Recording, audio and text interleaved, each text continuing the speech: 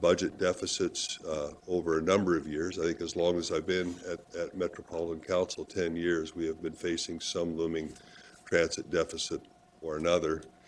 We've held back on investments. We had a positive forecast that has helped us freed up some room to make. Still, we have a structural deficit, but it's been pushed out a few years, and we're going to use that as an opportunity to invest in improving the customer experience.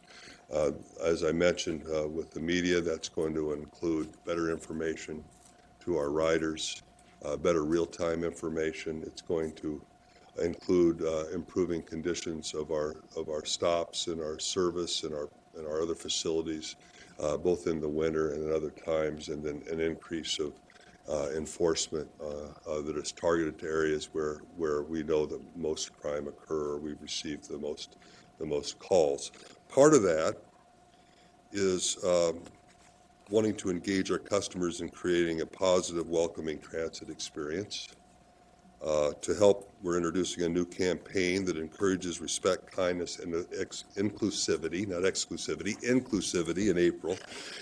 As part of the Drive Change campaign, Metro Transit staff and representatives from partnering organizations will visit several local college campuses and busy boarding areas to share resources, encourage positive behaviors, and celebrate displays of kindness. Partnering organizations include the Minnesota Coalition Against Sexual Assault, the Sexual Violence Center, and Kind Lips. More information is available on our website. Do we have any film on this video?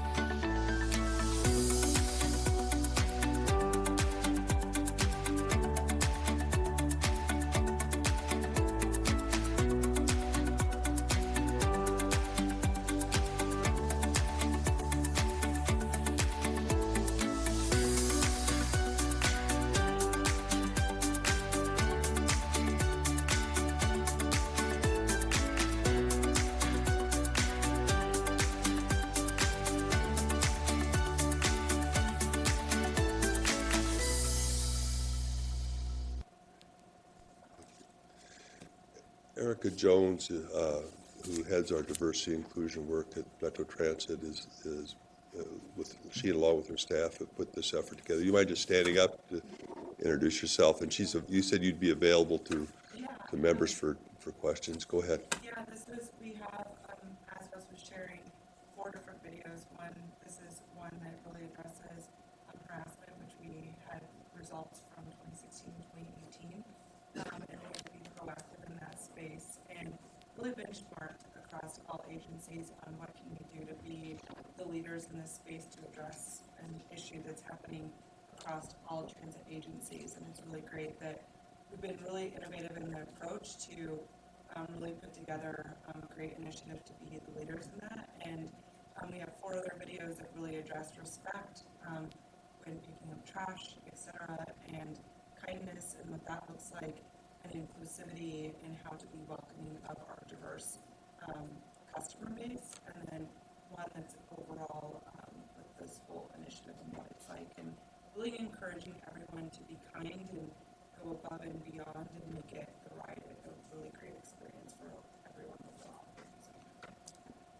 Thank you, Eric.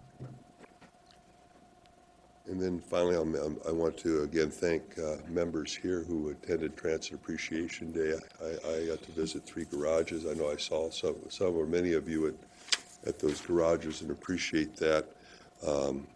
There were several meals served, and I know that council members participated in doing that. Those who joined us for lunch at East Metro had even more to celebrate as students from St. Paul's Focus Beyond program visited to personally thank the operators who helped them get to school, jobs, and other opportunities. And I think we have another brief video on that. Thank you again for participating.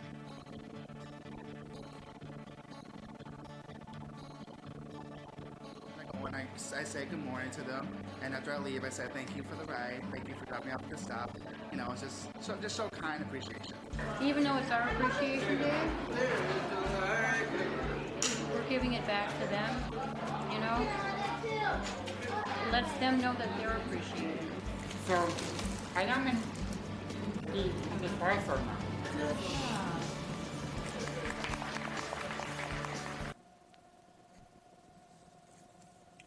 Thank you. Any questions for General Manager? Yes, where's Councilmember Chambliss? Thank you. I am just curious. I know that the service improvements are going to fix like some of the broken heaters and some of the shelters. Is there a plan to increase the number of heated shelters? I'm not sure that there's a plan to increase. I know we're replacing ones that we originally installed who were susceptible to breaking with heaters that are actually been redesigned by, I think, some of our staff here to be less susceptible to heat. I don't think we're ever going to get enough heat to address a 20 degree below zero day, but we want to first get the ones we have installed working. And I should have mentioned this when I mentioned the customer experience initiative, that we're doing some things as much as we can right now with the funds that we can free up. The funds we're freeing up are still one-time funds. We need sustainable funding, not just to continue these efforts, but also to build out the transit system, the ABRT lines, and do things like you're talking about, being able to consider things like adding heaters and just improving things that customers notice. But again, we can do so much with the one-time money we have today. We're going to need sustainable funding in order to continue efforts and to have a long-term asset management program.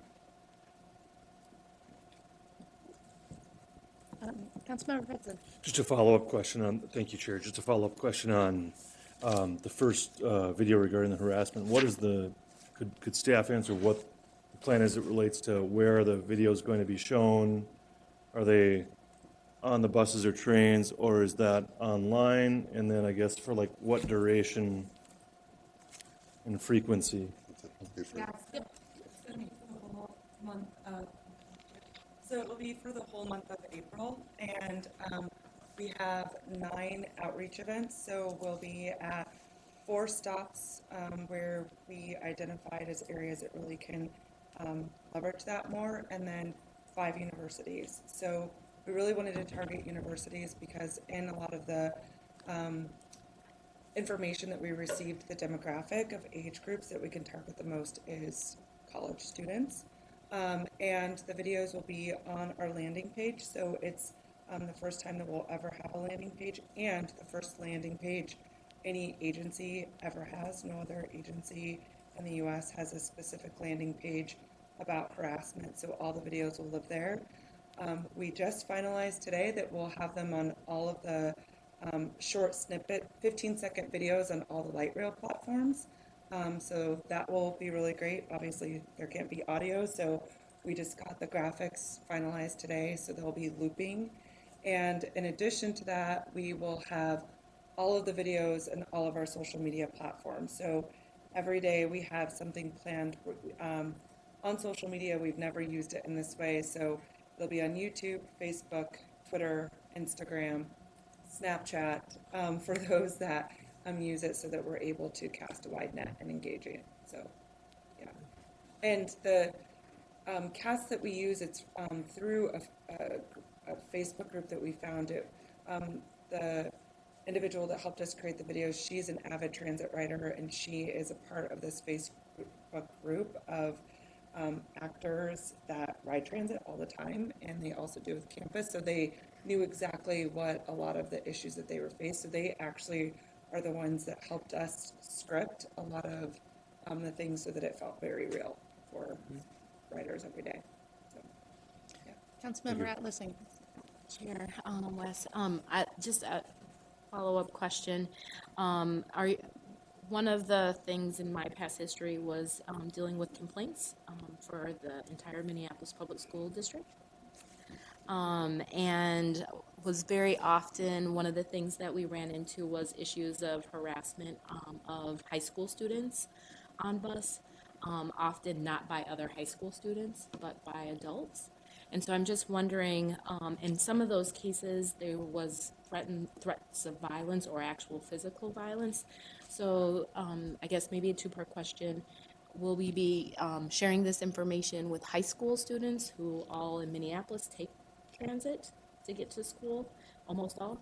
And then if it is an act of threat of violence, what is the steps that the operator takes to help protect a rider or notify people when there is aggressive behavior that goes beyond what we saw in the video? Yeah, so right now we're in works with high schools. There's like a list of high schools with our community outreach team that we are looking, how do we begin engaging them as well and having the conversations. We wanted to start with colleges first because they have all of the resources right there, and that was our quick win. And so we're working right now with high schools and how to do that and identifying the routes that need that more. And then secondly, the approach as well, we've met with police several times, and we're going to all of their roll calls as well, and with TCC, and how, when we respond, how do we respond, and then how do we also ensure that we are not cooperating, but in collaboration with police to respond to that. Something that we didn't share that we do have is we have, like, it feels like when we talk about like positive, all of the police and everyone that's riding transit, we are going to have like this little handout on specifically what to do, so that they have it readily there. And we're flipping it and doing like a psychology reapproach of catching people doing kind things. So we have over 5,000 cards. We have some here that you can take them. When someone's seeing somebody do something kind, it's like you got caught doing something kind. And really what we want to show is that positive reinforcement and that behavior. And by that behavior, we will hope to then see the outcome of less violence, et cetera, happening. But to specifically answer your question, what we are educating everyone, if it is where they are safe, where it gets to an escalated point, obviously call 911. But if not, then online they can go text for safety, educating them exactly the information that they'll need to text in so that we can get a response time more quickly. And that was one of the biggest gaps that we noticed, is that when people were calling in, there were questions that obviously they needed to receive. And so if we could educate people on that first, they would have all the information and we could respond quicker. So, yeah. I would just add that, as Erica mentioned, it can be a 911 call. It can be a call from the person who's concerned. It can be a call from someone who's observing it. It can be a call from the operator who is seeing something happening. It can be a text for safety. We just, as part of the tour, we gave some of the council members, went to the Transit Control Center, and they saw how some of those incoming calls come and are then dispatched to police, and the connection that we have in the Transit Control Center to police. The gentleman there mentioned that the 911 calls, if they go, for example, to St. Paul or Minneapolis police, they may get transferred to Metro Transit police. So we have some systems in place. That doesn't account for the people on the other end of the phone know, I think we know what to do once we get the call. It's making sure that people on the other end of the phone know what to do to get the information to us, to Erica's point. And one piece that we also heard too is really educating everyone, if they are a bystander or a neutral observer of it, here's how you too can be responsible and help someone else that may not be able to help themselves. So that's why we have this first video, like the delay and Minnesota sexual MNCASA, it's just easy for me to say the acronym. They're the ones that gave us a lot of these tips on what people can do if they were a neutral observer or bystander and saw that by delay, distract, so that they felt empowered to help someone in that position. And that's a lot of what our listening was too, is that people wanted help with that too. So hopefully that will help. Councilmember Stern. Thank you, Chair. I had a kind of a question regarding you mentioned 4 videos, and we saw one about harassment, sexual harassment and such, but you have one also for panhandling or crime and that stepping, is that one of the 4 videos, or is it all dealing with more harassment and that then? So the one that we have about respect is probably, it touches on it a little bit. What's really great with these videos is that and with those words, we're able to be very agile with whatever we see coming up. So the biggest part that we talk about in the respect is a code of conduct, and how do we respect all elements within the code of conduct. And we hit on some of the key things that are in there. Obviously, like no smoking, there's like no violence in that sense. And we don't go really into all of the details of it because there's so many things that if we miss one thing, that it's like, well, what about all these other 4? So we highlight the code of conduct, refer where to go on that as well. And then one thing that I should mention that I didn't mention before about the high school students, it's really great. And we heard this from the operators, and this is another tool that we are really proud of that we are putting into our system that a lot of agencies don't have, is we have canned messages that will be on all of the light rails, stations, and then bus operators will also have canned messages and loop sounds as well that they're able to play to talk about our code of conduct that talks about harassment and to really help reinforce that. So we don't get into the details, but it's inferred. All right, thank you very much. Councilmember Cummings. Thank you, Madam Chair. If a transit user called 911 and then it has to be transferred here to Metro Police, is it quicker? Is there a quicker response then if it is a text message versus the transfer? Madam Chair, Council Member, we would never discourage anybody from calling 911 and trying to use text instead. In fact, when you send a text for safety, you get an automatic return that says, if this is a true emergency and it's safe to call 911, please do so. The transfer from Minneapolis, MECC, to us or St. Paul is very seamless. It happens very quickly. So in a true emergency, we still encourage folks to call 911. Thank you. Any other questions?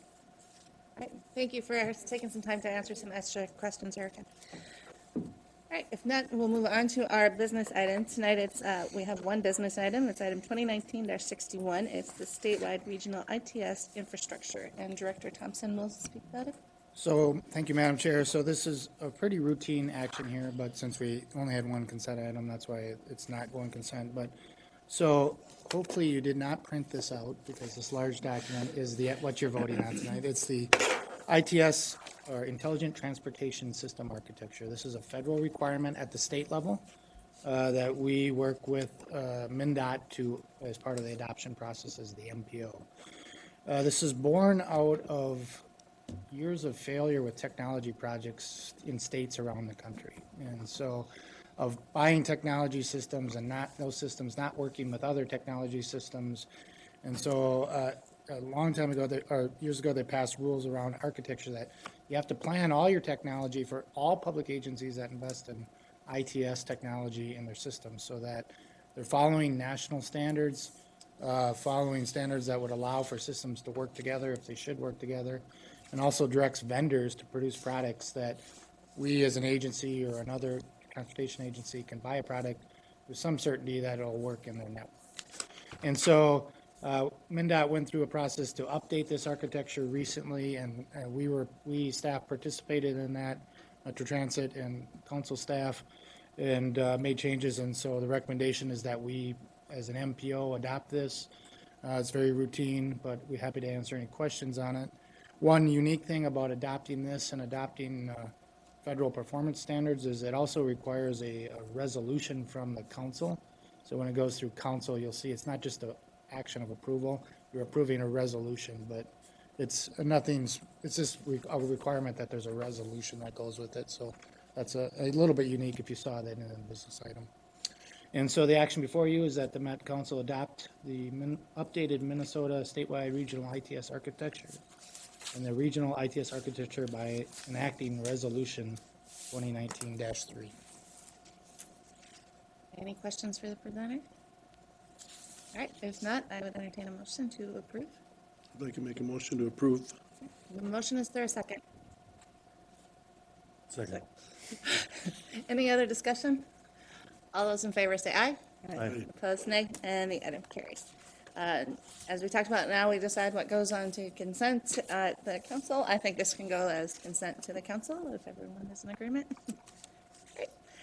Very good. Next, we're on to our information item, and we have our orientation item tonight on Metro Transit. So, John, I'll have your question. I'll just mention as an introduction that we're wanting just to introduce you to the various areas of our operations, but also introduce you to people who lead those operations as well.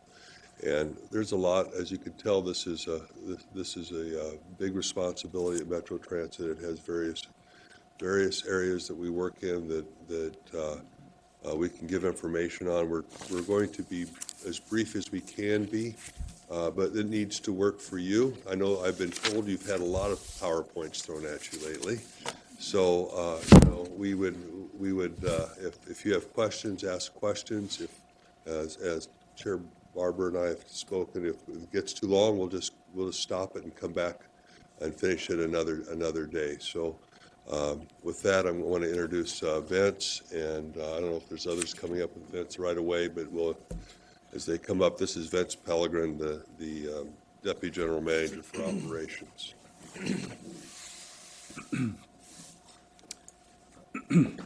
Welcome, council members. My name is Vince Pellegrin. I'm the Chief Operating Officer here at Metro Transit. I've held that position for the last 15 years.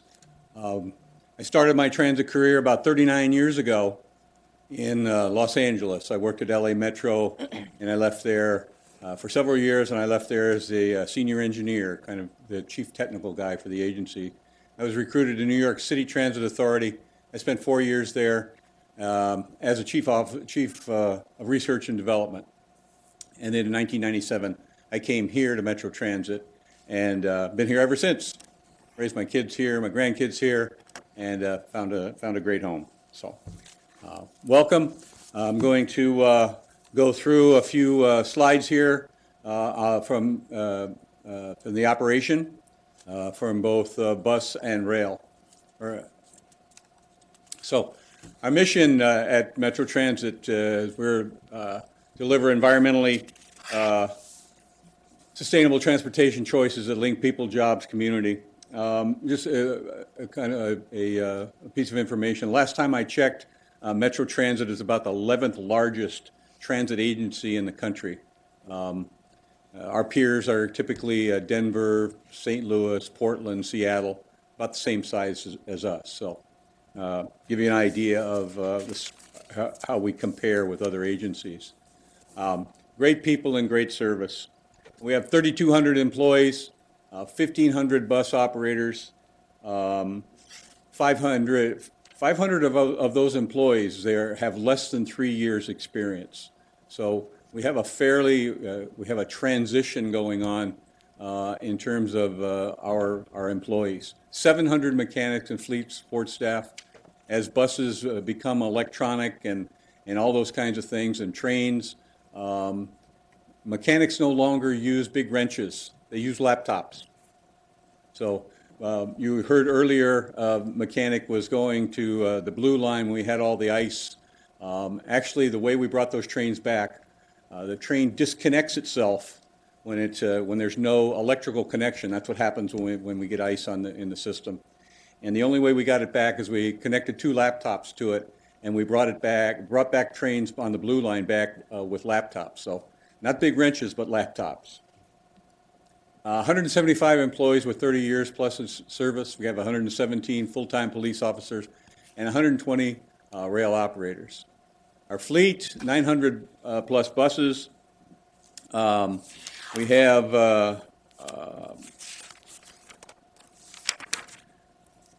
900 plus buses. We have 174 articulated buses. That includes both 40-foot and 60-foot buses. The 60-foot bus is called an articulated bus. 91 light rail vehicles. 27 of those are the original Bombardier from what was called in those days the Hiawatha Line in 2004, now called Blue Line. Some of those vehicles have just turned over 1 million miles. So we've pretty much ran the wheels off those things several times. The other vehicles that we have in the fleet are made by Siemens Corporation. We got those from the Green Line and a few extras here recently in what we call the Type 3s. 6 locomotives and 18 commercial rail cars. That's North Star. North Star trains operate between Target Field and Big Lake. And the 18 commuter rail cars are made by Bombardier. We call them Bombardier bi-level cars, and the 6 locomotives are big diesel engines, large diesel engines, just like BNSF operates. In fact, on North Star, we operate on a BNSF right-of-way. The trains are crewed by BNSF employees. The engineers and conductors on those trains, on North Star trains, are BNSF employees. We own the equipment, and we maintain it in a large facility in Big Lake. We have 5 bus service garages in Minneapolis, Brooklyn Park, St. Paul, and Bloomington. And soon to be, construction will start next year on a new one just right over here, just adjacent to this facility as well. We have 3 rail maintenance facilities, St. Paul and Lowertown, down by the Farmers Market in St. Paul. That's the Green Line main shop. In Minneapolis, what we call the Blue Line main shop, just off the 94 freeway there at Hiawatha. And that will be the large facility. That facility will undergo a large expansion for the Green Line extension. Most of the maintenance for Green Line trains will then reside at that facility. And then, of course, Big Lake, as I mentioned earlier. Our existing service network, 127 bus routes. Just to give you an idea, that represents about 30 million miles of bus service every year. 2.4 million service hours. We have 12,000 bus stops. Our bus rapid transit, we have the A line that operates primarily on Snelling past Allianz Field and up Snelling. It's been very successful. And then, of course, soon to be the C line rapid transit, which is going to be our first all electric buses. Just to give you an idea, we're a leader in technology. In 2002, we operated the first hybrid electric buses in the country. So now we're going on to the all-electric buses. The Green Line corridor ridership has doubled since 2014. The Blue Line, 130 million rides since 2004. And then, of course, our North Star service. North Star is very popular on snowy days. Ridership nearly doubles on a snowy day, as it turns out.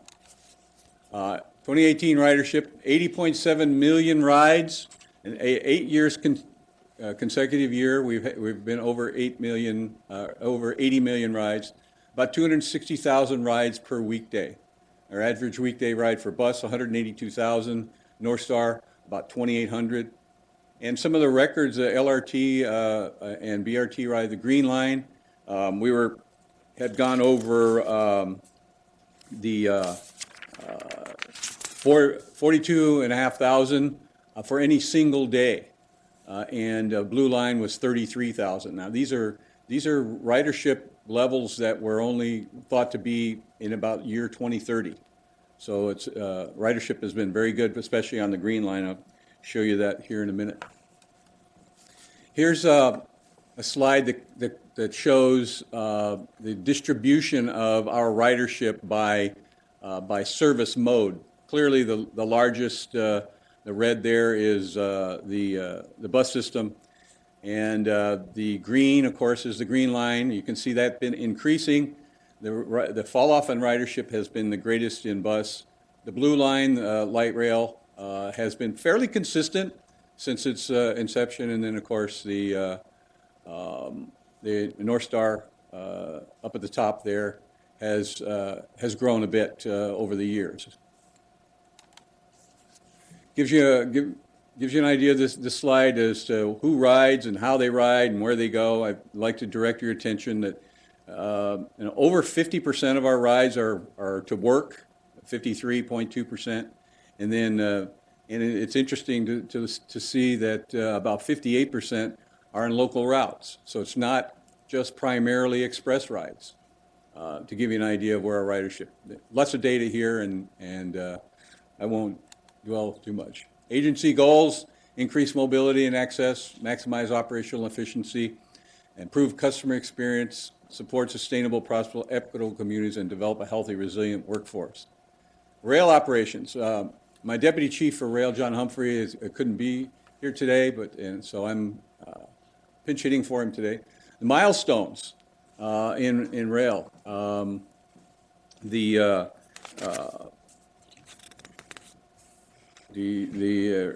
rail, the milestones. Blue Line will soon celebrate its 15-year anniversary.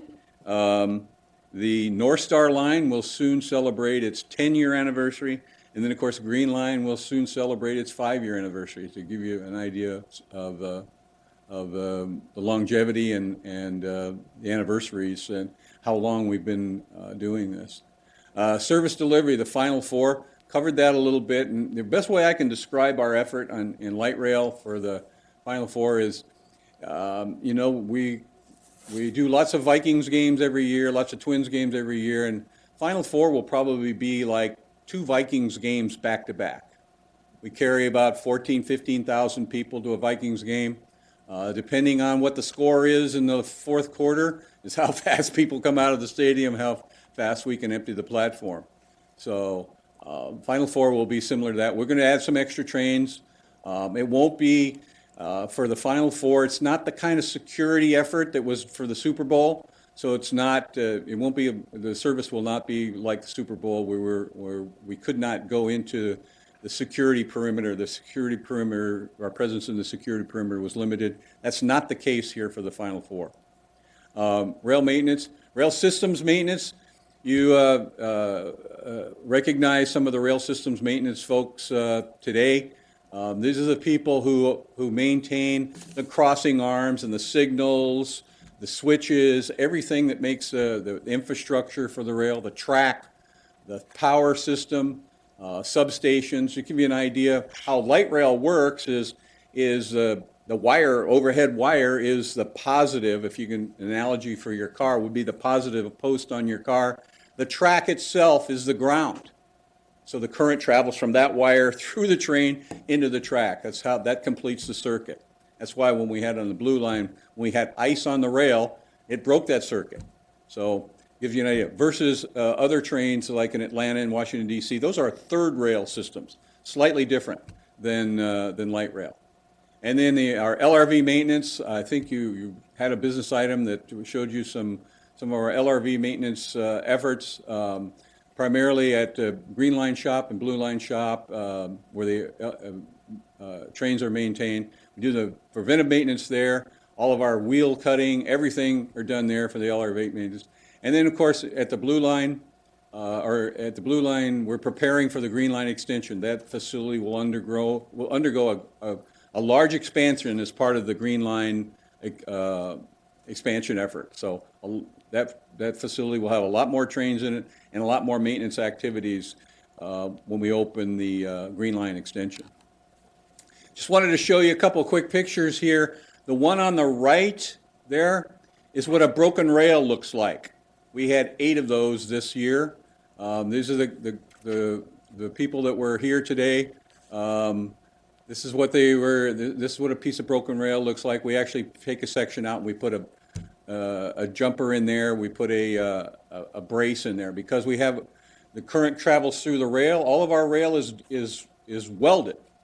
It's a continuous circuit all the way from Target Field all the way to Mall of America. There is no breaks in that system, much different than the way a freight rail system is, because that's the way the circuit is. The picture on the left is, you can see the wheel that's underneath the train. You can kind of see the wheel in the front there.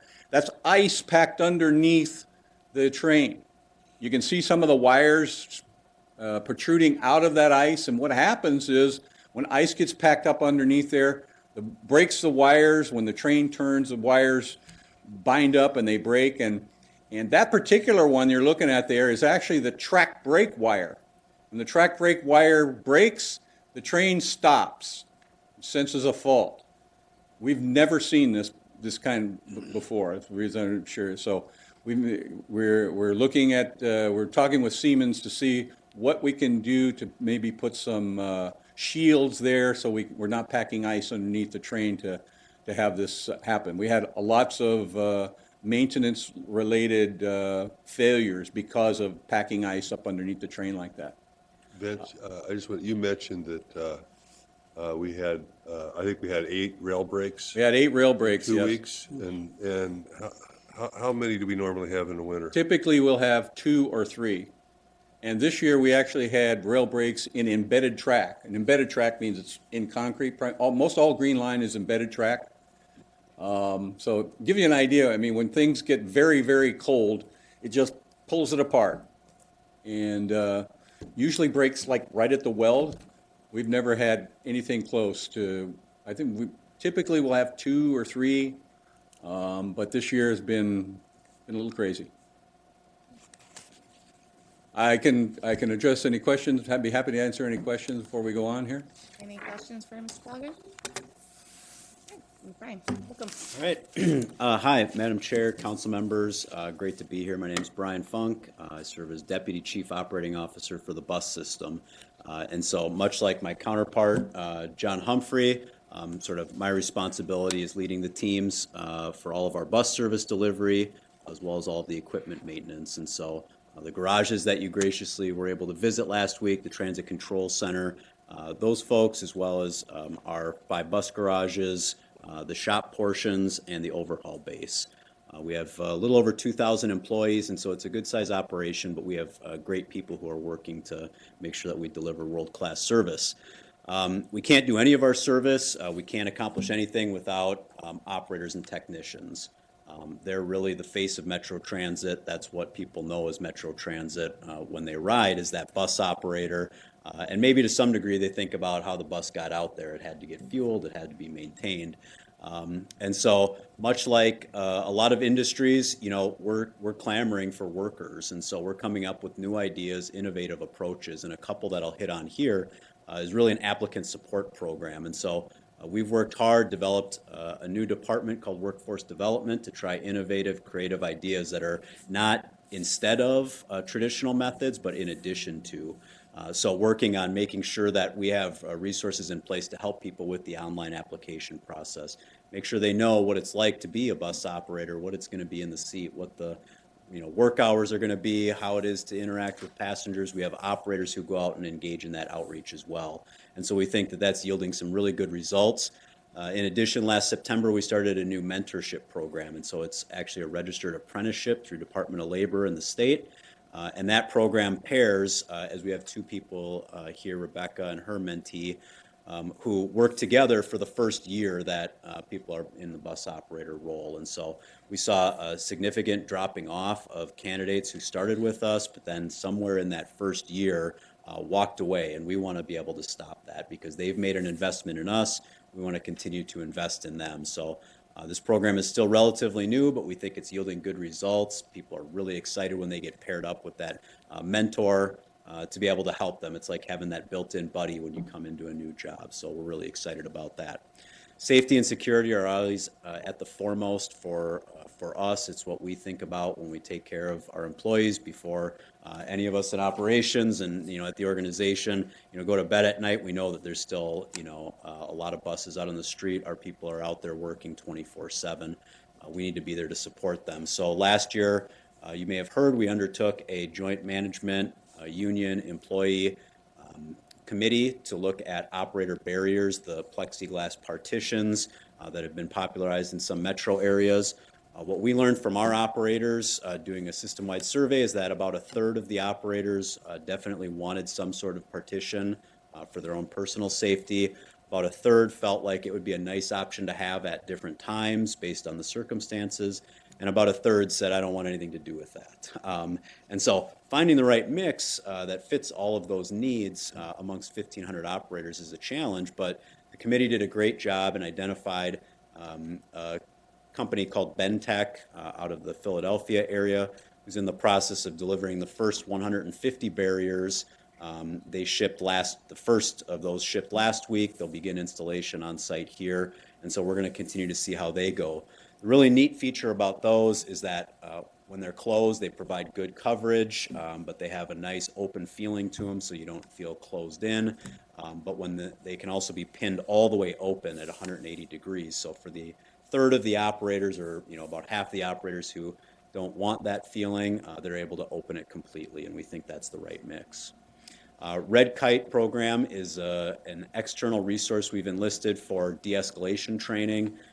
We've seen really good results. They worked with SEPTA in Philadelphia and saw a lot of improved metrics. And so we've been working with them. About 250 operators have completed that intensive training. We're going to continue that going as another level to support the operators. We also have a Transit Safety and Security Committee for operator representatives to be able to share what they're hearing amongst the garage with management staff and police so that we can take the appropriate proactive steps. And you've heard about Text for Safety already.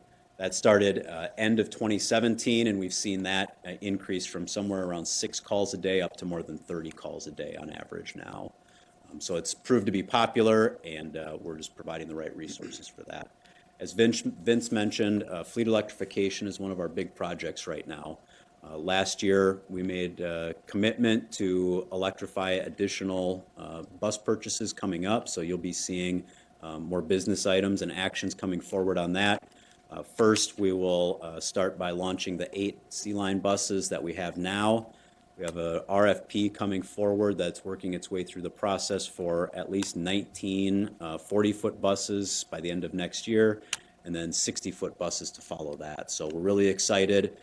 The new bus garage that's been mentioned will have, it'll be pre-ready for more than 100 buses to be able to be charged at that facility, which is a big deal. I was speaking with industry partners last week, and we're undertaking sort of a leadership role. Although we're doing it as a pilot program, we want to make sure that it's the right thing for us. Not everybody's going big, despite what some of the enthusiasm might be on this, and so we are a leader again in this area. Reliability is one of our key metrics that we measure. If we don't have a bus there, we can't deliver service. And if you might not be aware, but a couple years ago, we made a conscious decision to extend the life of our buses. And so we needed to run them for at least 12 years. We're now running more buses into year 13 and year 14. That freed up some capital, as the general manager has mentioned. Cash has been pretty tight, and so we need to be able to do that to fund other projects. And so we don't want to do that and lose service, so we've been working really hard to ensure that we do have that reliable fleet while still investing in new technology such as transit signal priority. We started with that on the Route 10. It's grown to include the A line and what transit signal priority is. On board the bus, if the bus is running late, it puts in a call to the traffic signals, says, hey, I'm late, can you give me an early green? Can you hold the green? Without upsetting the other flow of traffic or crosswalk signals. And so we've seen really good results in that. We just had 40 intersections in the city of Minneapolis come online on the Route 5 earlier this year, and the C-Line will also have signal priority. And so I'll close before handing it off. This is just sort of an electric bus, and the only thing I really want to draw attention to, and there won't be a fill-in-the-blank quiz or anything on this, is on top of the bus and in the traditional engine compartment is where all the batteries are stored on these 60-foot electric buses. And so those sort of purple areas is where we're keeping all of the batteries. Up near the front, you'll see there's 2 charge bars. That's where our en-route charging connection will take place. And then in the back corner, left bottom on this slide, is where we plug in the traditional charger at the depot. So, any questions for me? Councilmember Fredson. Thank you, Chair. Just want to make sure I heard you right. So do all of the prioritized signals, they're in the city of Minneapolis only? Or you have them across the metro? Yeah, Madam Chair, council member, we do have them across the system. And so the ones that came online just earlier this year were strictly within the city limits of Minneapolis for the Route 5. But the A line includes St. Paul intersections. The Route 10, one of our very early projects, includes intersection north on 65. Thank you. Any other questions for Mr. Councilmember Sterner? Yeah, just was wondering, you might not caught it here, thank you, Chair. But on the, I know you were plugging them in, they're electric, but is there also solar panels on these for localized electric as well, or is it strictly from a plug-in kind of thing? Yeah, Madam Chair and council member, these buses, right now, today's technology, there's strictly battery storage on board the bus, so all of the power is coming externally, either through that in-garage charger or the en-route charger. We'll have 2 of those at Brooklyn Center Transit Center. A future project is looking at making more use of renewables, and so the new bus garage that's being constructed will have the ability to be outfitted with additional solar arrays so that if we want to use that and then invest in a solar or an energy containment system, we're going to be able to do that as well. Okay, very good. Thank you. Additional questions? All right, thanks, Brian. All right, I'm going to hand it off to Mike Conlon in safety.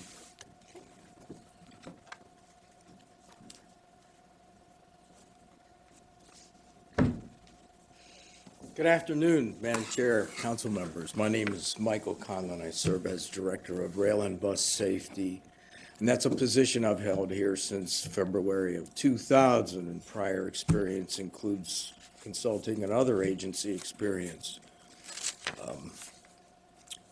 I guess I would have to answer the question of what is it that we do in safety. We work really hard to minimize our exposure to accidental injury or damage. That's what we do. We have some good expertise within our safety department. The workplace safety and bus operating safety, rail operating safety, and the primary functions that I have listed there would help us. That's kind of a roll-up of all of the objectives that we would have in play so as to maximize our operating safety. That would include regulatory compliance with the law promulgated by Federal Transit Administration, Federal Railroad Administration, Occupational Safety and Health Administration, and State Safety Oversight Agency. So there's a few moving parts there, and we work pretty hard at that. The Mishap Investigation is another in both bus and rail. We investigate our close calls and our accidents with an eye toward determining primary cause and contributing factors. The next step beyond that is also working with our partners, our internal partners, in generating corrective action plans and then following up, all with an eye toward avoiding the recurrence, if there's, to the extent that we can. And then I have something there called forward-looking hazard management. We know it among some of us in the industry as hazard analysis. And that graphic that you see depicted there on the screen is something from it's a tool that we use to answer the question in our minds, how big of a safety issue is it? How big of a risk is this thing that we're discussing? And it has good history in industry in the United States. It was born in the aerospace industry, and it's used extensively in aviation, maritime, and certainly in transit for 40 years at least in transit, and it's evolved over the years. Department of Defense Standard for System Safety. And we can use that for narrowly scoped hazard analyses, such as a change that we might make to a system in our operating system, or a system-wide BRT hazard analysis for the entire line. In fact, we do a bit of that, and that kind of takes us into our 2019 safety activities, which would be the safety certification of the light rail and BRT capital projects and the bus rapid transit projects enjoy the same hazard analysis attention as the light rail projects do. And for safety certification, that answers the question of whether we are ready to conduct passenger operations. Are we reasonably safe enough to conduct passenger operations? And finally, our agency safety plans, we've had them since shortly after I arrived in 2000 for the bus and rail, and in 2009 for commuter rail, despite only being required in one mode to actually have them. But it's a good thing to do, it's a good idea, and it helps us to minimize our exposure to accidental injury or damage. We need to change those so as to be compliant with the new FTA ruling. That deadline is middle of 2020, but we're trying real hard to get those into play mid-2019 so that we can, if you will, test drive them. And in coming months, I could be coming back to you for your approval of these, because that's what FTA recommends now, in addition to the general manager's approval, the approval of the governing board. And that concludes my comments this afternoon. Thank you. All right, any questions? Councilmember Sterner. All right, thank you, Chair. Just was wondering if you benchmark your safety versus other transit companies or transit parts, cities, or even like some private sector transportation type companies, to see how you're doing and measure against other entities. Madam Chair, Councilmember Stenner, yes, that's true. We do that, and there's a reasonably accurate tool or a way to do that, and that's through the National Transit Database. And if a transit agency accepts funding from the Federal Transit Administration, they're required to participate and report a great many things, one of which is safety, to the National Transit Database. And so that's a way that Metro Transit can compare itself with other agencies. Thank you. Any other questions? All right. Good afternoon, Madam Chair and council members. My name is Charles Carlson. I'm the Director of Bus Rapid Transit Projects. I first joined Metro Transit 15 years ago as a service development intern, and since then have been involved in BRT projects. Starting in 2012, we formed the Bus Rapid Transit Projects Department to provide dedicated staff in a focused effort to improve customer experience on the region's busiest bus corridors. So we are comprised of the planners and project managers, engineers, and construction managers that implement BRT projects around the region. So we don't do this by ourselves. We do this through significant partnerships, both internal to Metro Transit with our operations, fleet, service planning, and facilities, just to name a few partners. We do this across the council with partnerships with MTS, with information services, and others that are really part and parcel of implementing these projects. And we do this external from the council. Some of our closest partners are MnDOT, local cities, certainly county sponsors of some of these lines where there's significant county funding involved. Altogether, right now, we have 7 projects underway. So we have arterial BRT lines, the Orange Line, the Gold Line, and upcoming projects. We're going to bring these to you in more detail in a future meeting, so I'm going to be brief on them tonight, just to mention that they're underway. We're also very excited to be bringing forward a plan update this year. So across the next 2 years, we're planning to update, not just looking at what will be the next corridors that we advance that we haven't named yet, but what corridors are not yet on the map. So this map shows the few that we've looked at in the past, as well as those that are planned, and approximately when we might see them roll out.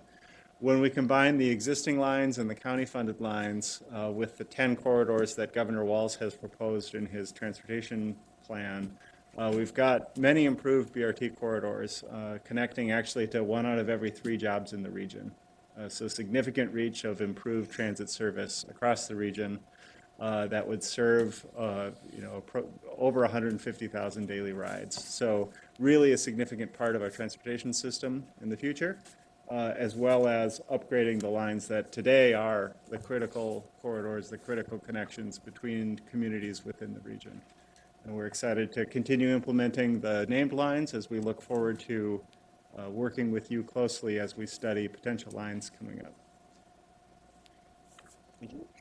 And I'll note in the Chair Daily Report, you'll see that there's several tours coming up of some of these lines. It's a great opportunity to get out and get a feel for where they really go. And so if you have the opportunity, I highly recommend you take advantage.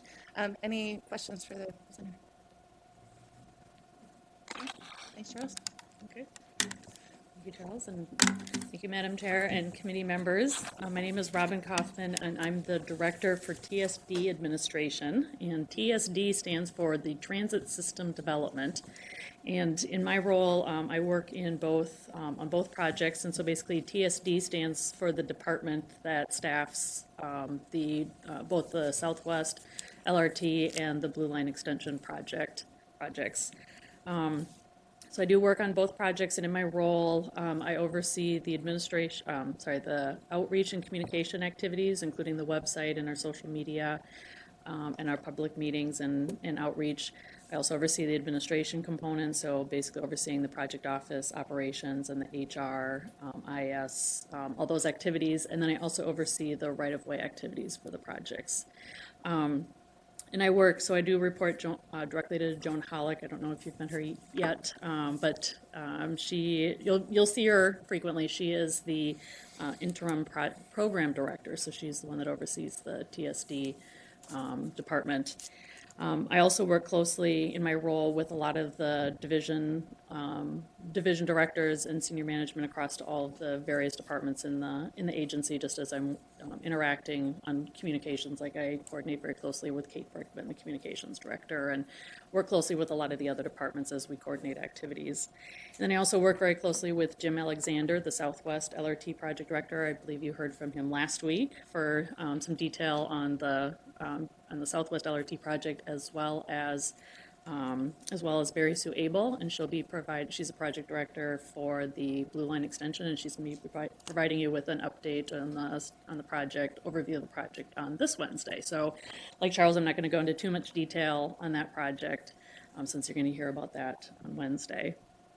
So just some high-level activities for the Green Line Extension. We've started some construction activities. We executed as Jim probably mentioned last week, we executed the civil contract, and so they're starting to initiate those activities. Hopefully be in the ground here soon. But probably our key activity is that we're waiting to hear from the Federal Transit Administration. We're just waiting to hear from them on our financial capacity assessment, and then hoping to get the invitation so that we can submit our full funding grant agreement to them sometime this spring. That's basically all the documentation and plans that are needed to show that we're ready to implement this project.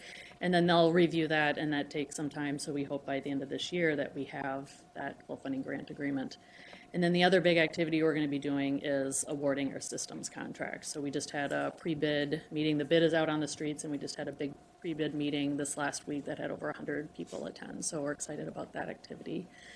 And then, of course, the Blue Line Extension on that project, what we're working on is negotiations with BNSF Railroad. We need to implement those critical agreements with them in order to move the project forward. And again, Mary Sue Abel is going to be providing a high-level overview of that on Wednesday.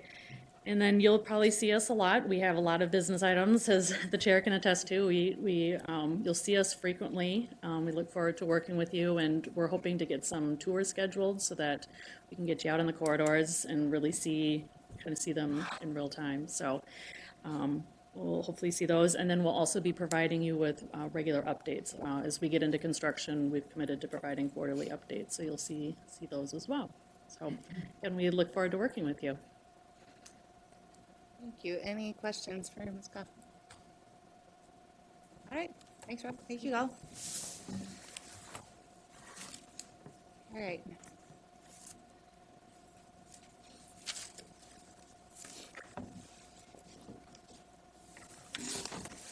Good afternoon, Madam Chair, members of the committee. I'm Adam Harrington. I'm the Director of Service Development at Metro Transit. And just to give you a brief overview of our department, we plan and schedule all the service for all the bus and trains that we operate. And on this slide, there's a few things to take away. One is the map that shows the region. You'll notice there's concentric circles, if you will, running from the center on out to the outside. One of the ways that we plan our service and our service levels is based on the market that's out there. The higher the density of development that's in place, the better ridership potential that there is. So the main markets of success are employment density, population density, and auto ownership. And so those three factors are brought together into this map, and it provides a graphic for how we look at our service. And then we also have performance measures that are part of the transportation policy plan that are illustrated in this graphic in the table. But we pull all these together to design our service, and then we have to deploy our service. And we work with the ATU to schedule the service for our 1,500 bus operators and our 500 or 200 rail operators. So it's a lot of work that we go through each quarter of the year to make adjustments as people retire, people come in operations, adjusting for their service levels, as well as adjusting for the market and the response that we have on our service. Since we operate 6,400 daily transit trips that people use, there's a lot of adjustment that we can make on any quarterly basis to better right-size that service for how long that trip takes or for how many trips we might need capacity on the bus. So this slide just represents a litany of all the things that service development does. We have the quarterly changes that offers us an opportunity to not only right-size our scheduling, but also make changes to our routes. We work on long-term and short-term projects, be it transitway projects with our county partners, the transportation policy plan. We work with our partner cities and counties on their development plans, both those that are in their comprehensive level 10, 20 years out, as well as what might be going in the ground in the next couple of years. We do a lot of internal coordination because of the nature of our work and scheduling this. We work with bus operations, who you heard from already. We work with the BRT office to help plan that service, the transitway systems development. We also work with engineering facilities, who you'll hear about soon, as well as finance, and trying to pull all these pieces together so that ultimately we can operate a service that our customers can trust and rely on to be there on time. So we have a lot of stakeholders in the works, and it's an exciting job. I'm happy to talk to anyone about it after this meeting or any other time you want to get a hold of us. So I'm happy to take any questions on that brief overview. Any questions for Mr. Harrington? Councilmember Skinner. Thank you, Madam Chair. I just had two little ones, but I just didn't quite catch it. But the ATU, can you just tell me what that stands for? I'm sorry, Madam Chair, Councilmember, that's the Amalgamated Transit Union. That's our bus operator union and our mechanic union. Okay, then the... So we have an agreement with them that outlines the rules for how long their work can be and what time of day and those kinds of things. Okay, under the contract. And then on that one map you had like the 4 dots in the area. And what are those?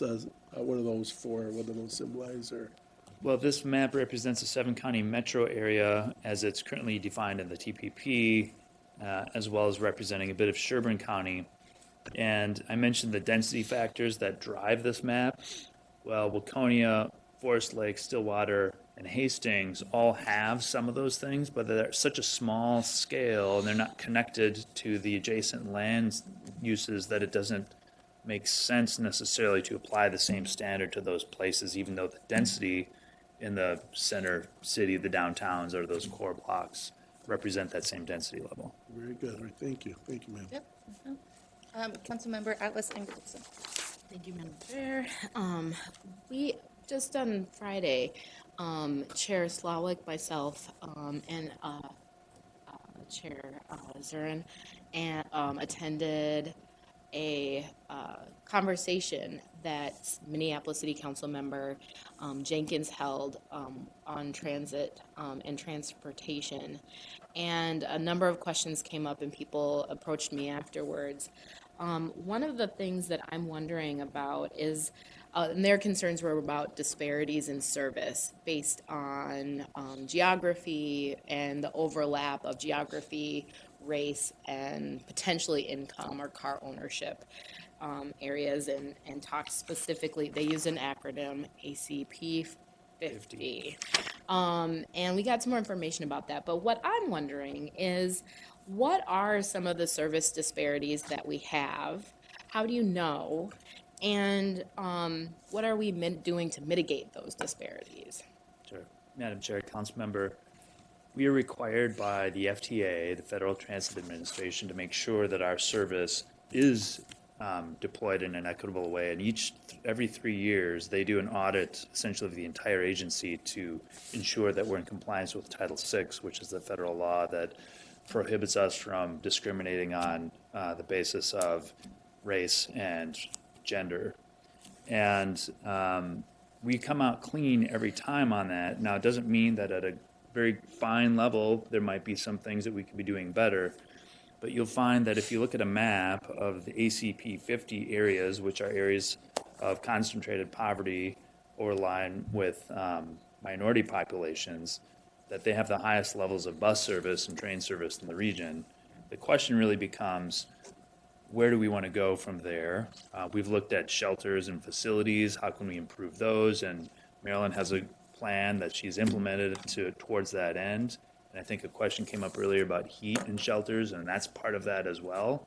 So looking at what the right balance of deploying those things are. So I'm happy to have a conversation with anyone about what you might be seeing and how we could address that and how that fits into our service standards and what our expectations are for how it performs.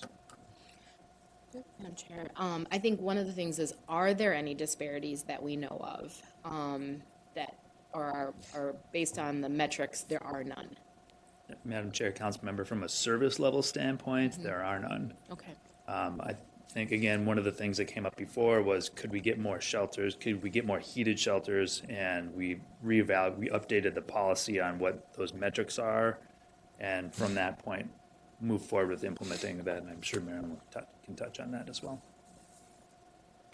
All right, any additional questions? Yeah. Thank you. Good afternoon, Chair, committee members. My name is Ed Petrie. I'm Director of Finance at Metro Transit. I've been here for just over 18 years and 17 years in the director role. My prior history prior to Metro Transit was I'm a CPA. I was in public accounting for about 7 years, working for a Big 8 audit firm when I was back in the Big 8 firm, and then I went to a healthcare industry and now transit. So like I said, I've been here 18 years, 17 years as director. I'll go through financial operations for Metro Transit. First of all, the finance at Metro Transit includes many different areas. We include the full finance operations, which would include your standard accounting department, accounts receivable, accounts payable. I'm in charge of fare collections, which would be all the fare collections, equipments, and repairs on both the buses and the trains, which would include all the ticket vending machines, all the validators you see at the rail platforms, all the equipment that are on the buses, whether it's the cubic equipment or the GFI fare boxes. My staff, we're in charge of purchasing it, maintaining it, repairing it, and we're also in charge of then all the money collections off of those machines. So we pull all the money in, all the fare passes, et cetera, count it. We go through the vaulting station. We actually work with Brinks.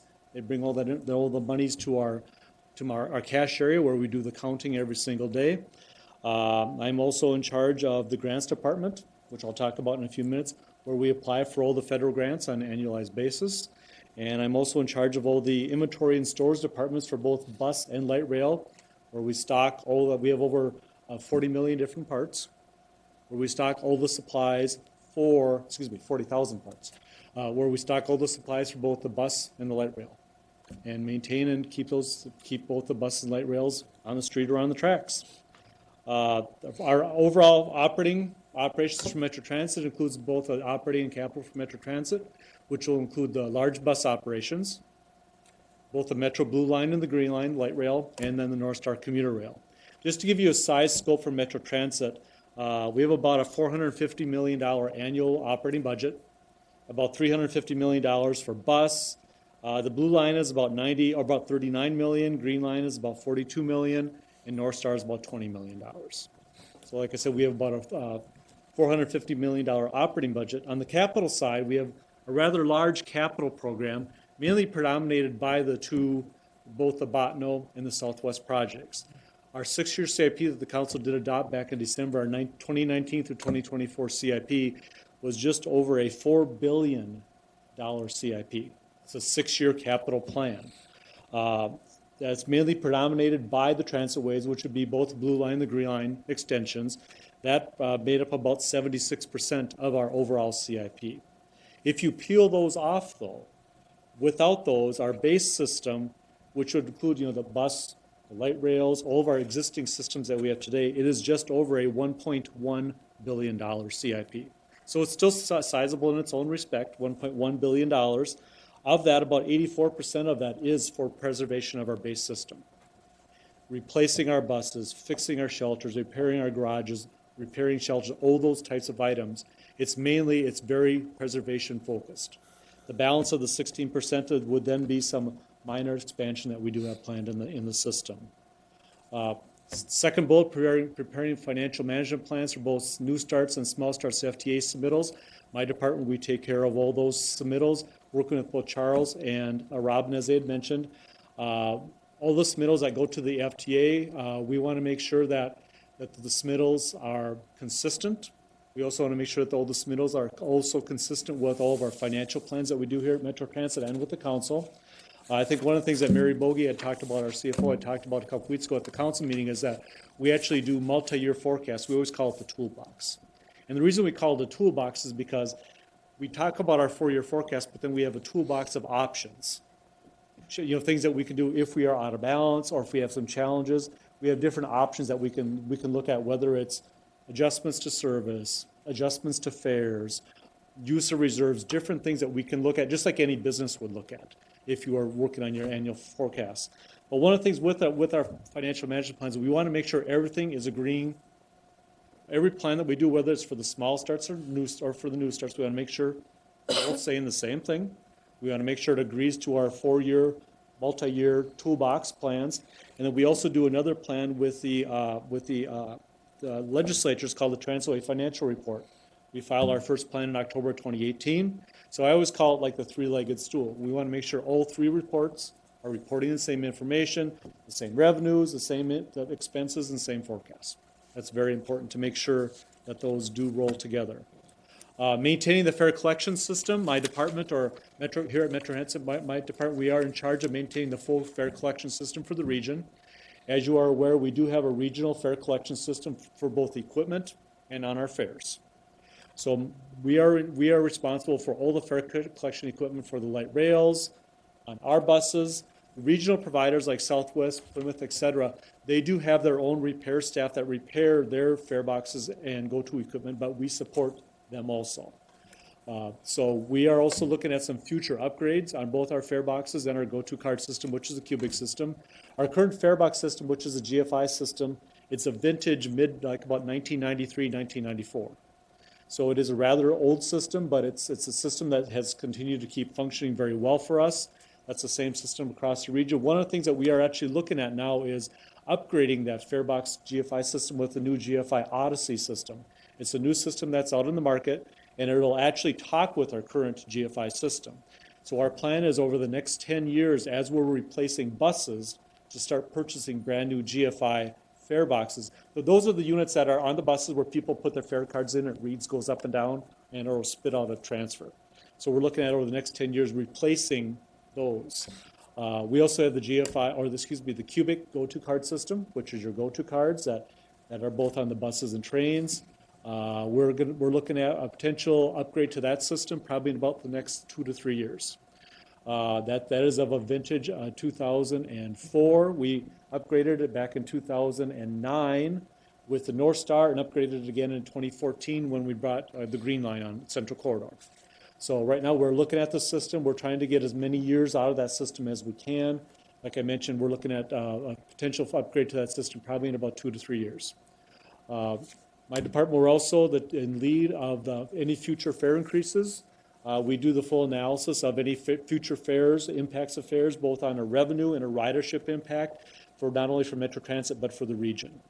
One of the things that we watch very closely is with our last fare increase. Our last one was in October of 2017. We did a 25-cent across the board regional fare increase. We had anticipated with that fare increase that we would lose about 4.5% to 5% of ridership with that fare increase with about a 24-month recovery period. We are watching that very closely. We are virtually right on top of the recovery period of the fares coming back. Last year we lost, overall our system lost about 2.5% in its ridership, which was anticipated as a result of a fare increase. But we're watching our ridership very closely, and we're basically right on top of what we had anticipated the fare recovery or the ridership recovery to be. We're right on top of that coming back. My department, we're also in charge of maintaining all the regional customer pass programs. We have many different pass programs. For example, we have the Metro Pass program, which is our employer-based program. Approximately 300 employers with their respective employees are on that pass program. We have the U-Pass program, which is the University Pass with the University of Minnesota. We have other college pass programs, high school pass programs. We also have our other passes, which would be like our 31-day pass and our stored value cards. So other than cash, we have a lot of pass programs within our system. The final bullet here is applying for the Council Transportation and Federal Grants. The Council as a system, we receive about $80 to $85 million a year in federal funds from the federal government, whether it's our federal $4 million, otherwise our state of good repair funds, whatever the case would be. Those are federal grants or federal appropriations that come into the council, about $80 to $85 million per year. When we apply for those grants, they're generally on an 80-20 split. So for every grant we apply for, they're generally set up with 80% federal and 20% local match. Generally, our local match comes from Regional Transit Capital, which is our RTC funds, of which we get that authority from the legislature every 2 years. Right now, currently with the legislature, we have a request for authority starting July 1st of 2019 for the next 2 years. It's about $92 million, about $46 million a year in RTC authority. So we have that request right now. It's making its way through the legislature, and we're hoping that we do receive that authority. As I said, that is then used to match the federal funds, so then we can apply for our federal grants. The federal funds, the largest part of the federal grants or federal funds are used for buying our buses, buying shelters, repairs to garages, all those types of mainly preservation items within our transit system. So that's pretty well the highlight on finance at Metro Transit, and I would stand for any questions. Any questions for Mr. Petrie? Councilmember Chambliss. Chair Barber, Director. The future upgrades for the GFI fare boxes, are they going to allow for credit cards? Chair, committee members, I believe the new Odyssey system will allow for credit cards. That's great. Councilmember Sterner. Thank you, Madam Chair. I just had a question. It looks like you have a lot of good systems in place, but I'm just wondering, just in general with employee dishonesty or shortage or theft in the system, what kind of problems, if anything, you've had, or could you give a percentage if there's even like 1 in a 1,000th of 1% that you feel attribute to any of those type of losses? Chair, committee members, that's a very good question. That is one thing we work very, very closely with internal audit. We conduct at both our vaulting stations and our cash rooms, we can conduct many audits with them, many test counts with them throughout the year. And they also then monitor our machines very closely. They also then will do an audit. They'll compare actually what's going through the GFI fare box compared to what's going through the vaulting station. They will then track it through our money room to make sure that it's within a certain air scope allowable limit. We also do the same thing on all of our ticket vending machines that are out on the platform and all the validators. Both of just making sure that they test it all the time. We test it, we monitor it, they test it and monitor it all the time. Our error rate is very, very low because staff know we test it, staff know we monitor it. All right, thank you very much. You bet, thank you. I was just going to mention before we moved on from that I believe they're setting up some mini budget workshops for people that are interested in, and then we're going to test after that with you, Chair, whether it's of value to bring back Ed and Heather to do a more complete, but people may have had enough of the transit budget by then, but if not, we can always provide more, and then there's the opportunity as we develop our budget to get some applied learning in that process as well. And That's a very good idea. And Wes, thank you very much. One of the things I would also say is that, as we're going through information, as we're going through our budgets, as you're looking at the agendas, if you have any questions, please give me a call. Please give me a call. Any other questions? All right, thank you, Ed. Thank you. Madam Chair, members of the committee, my name is Marilyn Porter, and I'm Director of Engineering Facilities. Engineering Facilities is comprised of planning, engineering, construction management, and facilities maintenance, and we're a department of approximately 160 people. Our responsibilities include the planning, engineering, construction management, and maintenance of Metro Transit assets, both support and public facilities. Examples of support facilities are the admin building that you're sitting in here today, and also garages. Public facilities are our shelters and our transit stations. Our 2019 high priority initiatives have included the new Minneapolis bus garage, which you've heard a little bit about. It features a 400 square foot facility and a storage of about 200 buses.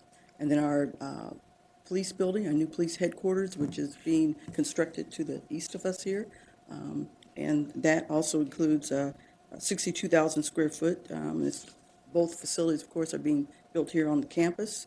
And both buildings also include sustainability features as well. So, our Better Bus Stop program, we launched this in 2014 with a federal grant called Ladders of Opportunity, and the program's focus is on installing new shelters and improving shelters with light and heat in racially concentrated areas of poverty. In 2019, we will reach a milestone. Our goal of installing up to 150 new shelters and improving up to 75 shelters in these focus areas, and that includes light and heat. As we transition forward, we will be expanding that to a region-wide effort. And just a couple of highlights there. Enhanced maintenance services and ADA improvements. In 2019, we'll be working to enhance the customer-facing services we provide, such as snow removal at standalone bus stops. Our efforts will include updating our guidelines and priorities for system-wide snow removal. And also, this will include partnerships with cities and other municipalities relative to coordinated snow removal efforts, and also partnering with roadway authorities as well.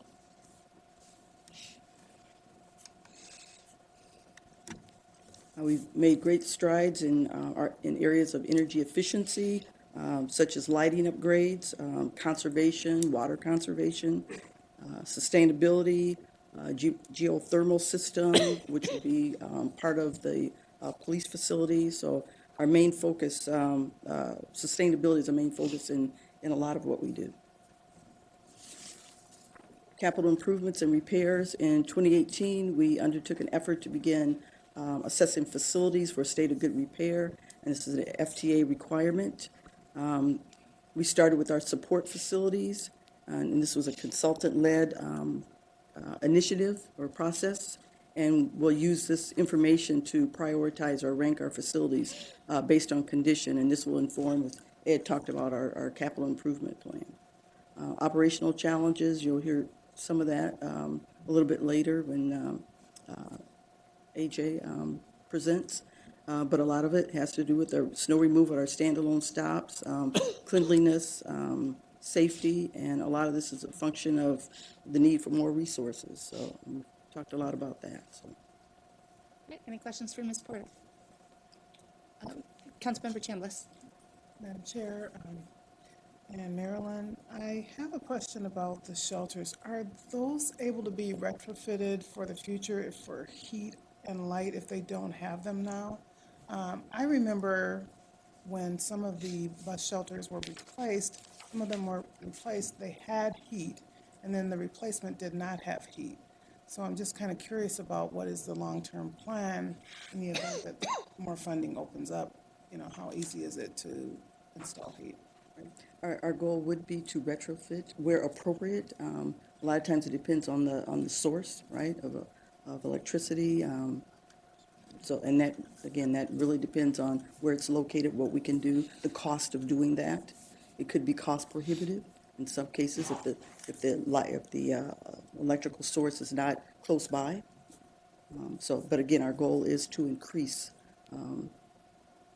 shelters, or any new shelters, and existing with light and heat where feasible.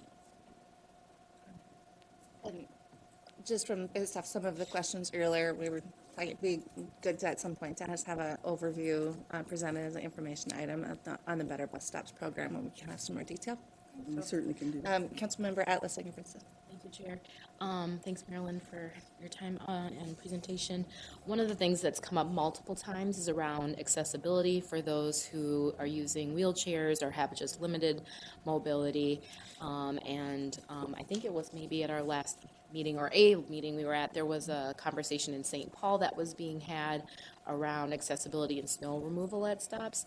On that drive back through the cities, was noticing that there was snow buildup around stops and shelters in particular, and that need to clear the snow to the curb so there wasn't that hump, so a wheelchair or a walker things people are using these days could get through. Could you talk a little bit about what are the standards for that? Is there uniform standards that people should expect to see? And what are the opportunities and or needs around addressing them? Chair, committee member. One of the things that we're looking at doing, and working with the City of St. Paul, we do meet with them prior to the winter season, as we do other municipalities, to really look at our efforts, our partnerships. As we move forward, looking to next year, we hope to increase those partnerships. Part of that is, as we remove snow as Metro Transit, the city plows come through, they plow it back in, so it's, we remove it, they plow it back in, and it's also the same thing that happens with county. So it really has to be a concerted effort amongst the entities. So that's something that we're looking at, and we do have standards where we're looking to, as I said, enhance and increase those standards, and really trying to figure out what those are.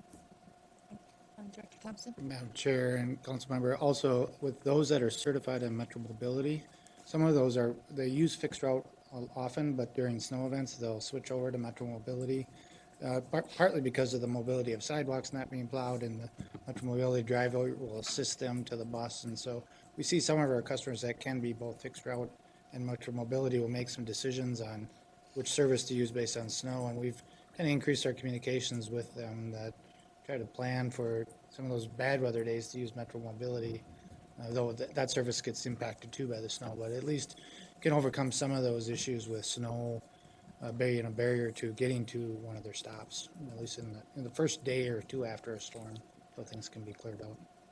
General Manager, please. Yeah, I just want to mention I think this February highlighted the challenges we have because of what we all experienced, and we've talked about it as an unusual event, but an event we can learn from, both. And I think one of the big challenges in clearing bus stops is that we have some areas that are responsibility of the city, some areas the responsibility of us, and some areas the responsibility of the business owner or the adjacent residential owner. The customer doesn't care. They think we're not maintaining our bus stops. So we're trying to get our head around that and figure out what resources and communication and coordination we need. We have 12,000 bus stops. It's hard to keep up, but we want to do better. And I can tell you that Maryland staff were out night and day clearing bus stops. It was hard work. It was cold work, and it seemed endless in February.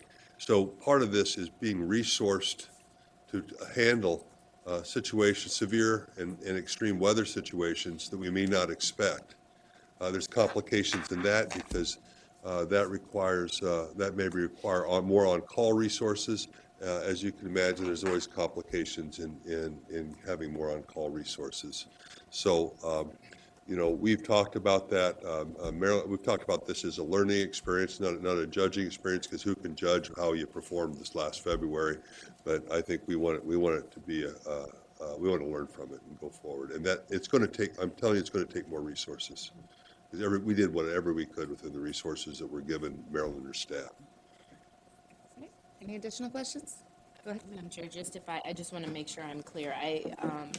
I don't think it's Metro Transit's responsibility alone. And I absolutely see the difference between downtown St. Paul and downtown Minneapolis, or even in our neighborhoods. So I just want to, say that I think innovation can happen in collaboration and partnership. Everybody's responsibility, and to your point, communications would be great. All right, anyone else? All right, thank you, Marilyn. Thank you all. Thank you. All right, next group.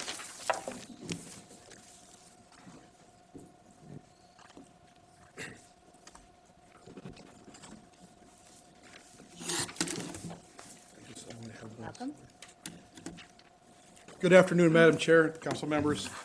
My name is A.J. Olson, and I am your interim chief of police. As far as I know, death by PowerPoint is not a crime in Minnesota, but I realize that at 10 to 6 in the evening, it probably should be. So to that end, I only have one slide. I'm going to be very brief because I'm going to get to see you all again, I think as early as next week when Terry Smith and I brief the committee of the whole on some of our efforts surrounding the homelessness using transit as shelter. You can see by the slide, we currently have 126 full-time police officers. We have an authorized strength of 141. We just made job offers late last week to fill our next academy, which is currently scheduled for April 22nd. We actually made 18 job offers to cover some known retirements we have coming up for the next couple of months. I'm very happy to report that of those 18 job offers, we made 8 to young women, which is a huge milestone in police recruiting. Every police agency in the state will tell you their hardest demographic to recruit is women. And so we're very proud of the fact that we made 8 job offers to young women out of those 18 last week. And so one of the things that's going to happen as we get through the academy and we have a graduation for those 18 or so people, you'll all be invited to participate, and the chair has participated and attended those events, and we are very grateful for that. My history here at Metro Transit, I've been here for 14 years. Before that, I was 24 years in eastern Montana, right in the middle of the Bakken oil field. So I cut my teeth in a place that law enforcement was a big deal, and you either learned your business or you got out. I transitioned here to Metro Transit 14 years ago. I was promoted to administrative lieutenant in 2006, and in 2007 I was appointed deputy chief. I've served as deputy chief now for 2 consecutive chiefs. I count that as a success because neither one of them was indicted. So the job of the deputy chief is to keep the chief out of jail and looking good. So I was successful. During my 12 years as deputy chief, this is the second time I've served as interim chief. I served as interim chief for 8 months in 2012 after Chief Dave Indris's retirement and before the appointment of Chief John Harrington. And of course, now I've been interim chief since early in January when Chief Harrington was appointed public safety commissioner by Governor Walz. Just a couple of things that are kind of on our radar at the police department. Of course, the appointment of the new chief, that's forthcoming. The general manager promised me it won't take 8 months this time. The initial interviews are next week, and so it is that process is moving along. Like I said, I will talk to you more about the unsheltered population using the trains, the buses, and our facilities for shelter. You'll learn more about that next week, but I will just say that we have an innovative approach at Metro Transit Police. We have what we call the Homeless Action Team, which includes 2 sergeants, 4 police officers, a community service officer, and a civilian outreach worker. The really unique thing about our group is that our police officers are also trained as outreach workers, especially trained. So we're going to be, like I said, we'll be talking more about that next week. The police department has many of the traditional roles of a regular police agency. We have our patrol division. We have investigations. I have a juvenile investigation and juvenile diversion division. I have a sex crimes unit as part of the investigation division. I have an administration division. I have my own grants management position that's part of the larger administration position. We are eligible for a couple of federal grants where we're the direct recipient or a pass-through recipient through the state of Minnesota each year. We have a crash reconstruction unit. And we have a lot of community-oriented foot beats, and the most recent one is at the Brooklyn Center Transit Center that we just started on March 11th. And so we concentrate a lot on fare collection, fare inspection, quality of life enforcement. We've been doing some innovative things in the last couple of months, and our enforcement numbers are showing some progress that I'm pretty proud of. Starting March 1st, we started some plainclothes details on board light rail, specifically targeted at people doing drinking and smoking and those things. We actually did some public outreach and some media releases beforehand to let folks know we were going to do it. And in about the 4 weeks we've been doing it, not quite 4 weeks, I'm happy to report that in that 4 weeks we've written about 45 or 50 citations. But I think the real significant thing that comes from that is we made about 20 arrests of people who had outstanding warrants. And so those are people that are being removed from the system because they committed a crime someplace else and very likely are there to victimize somebody else. Event security, I know Vince mentioned this just briefly about the Twins games, the Vikings games. But I think to put a scope around it, we serve between Metro Transit, light rail, bus, and police. We serve about 200 events a year, special events. So when you think about it, with 81 Twins games, 10 Vikings events, 8 Gophers games, just those 3 things alone are 99 events. And now there's going to be all the new events at Allianz Stadium. There's also a lot of other events at TCF Bank Stadium, at US Bank Stadium, and even at Target Field now. That's getting more and more used. And so we are seeing that number of special events climb. Not to mention the big high-profile events. We were very, very involved in the Super Bowl transportation security planning last year, and now the Final Four, which is just a couple of weekends away. And then, of course, the last thing and Marilyn mentioned it, we're so excited about the new police facility. When I was promoted to lieutenant in 2006, Chief Nelson said one of my primary responsibilities was to get that new police facility built. It only took me 13 years. But no, there's been a lot of stops and starts, and I personally and our department owe an awful lot to Marilyn Porter in particular and to her department. When Marilyn came, she saw the need. She hired a consultant to come over and do the space study, and that started the ball rolling. We were supposed to build a new facility across the street over here, where you see the new hotel going up next to our light rail platform. That was a partnership between us and United Properties and Hennepin County, and that partnership just fell apart because the private investors just wouldn't do the investment until they had every square inch in the building leased. And so we eventually had to pull out. We had to start over with the design firm, start over with a whole new floor plan, and that put us behind about 3 years. That construction was supposed to start in 2014, and of course you saw this construction start early last year. And so we're very, very excited that now the move-in date's probably less than 2 months away. So with that, I'll shut up and be available for any questions or look forward to seeing you again. All right, any questions for Interim Chief? Yes, Councilmember Cummings. Thank you, Madam Chair. Of the 60 part-time officers, are they generally officers in other cities as well who do this on a part-time basis? Madam Chair, Councilmember Cummings, that's exactly right. In fact, the statute that created transit police actually requires that if we employ part-time officers, they must be employed full-time by their agency. Minnesota doesn't actually have part-time licenses anymore, but at the time that legislation was created, we were not allowed to employ anybody that had a part-time license. The statute actually requires the very situation you suggest. Thank you. Any additional questions? All right, thanks, AJ. Councilmember Atlas and Princeton. I'd love to, I'm going to ask the same question I asked earlier. Could you share if there are any disparities you found in your practices? And if so, what are they? How do you know? And how do you plan to mitigate them? Madam Chair, Councilmember, there certainly are. And I think that we will always find, every time we examine the data, it looks like there's disparities. We employ certain strategies to try to make sure that we are treating the entire population equitably. In response to a data request from the NAACP about 4 years ago, I think it's 15-ish, we discovered that people that were being cited for fair evasion, we were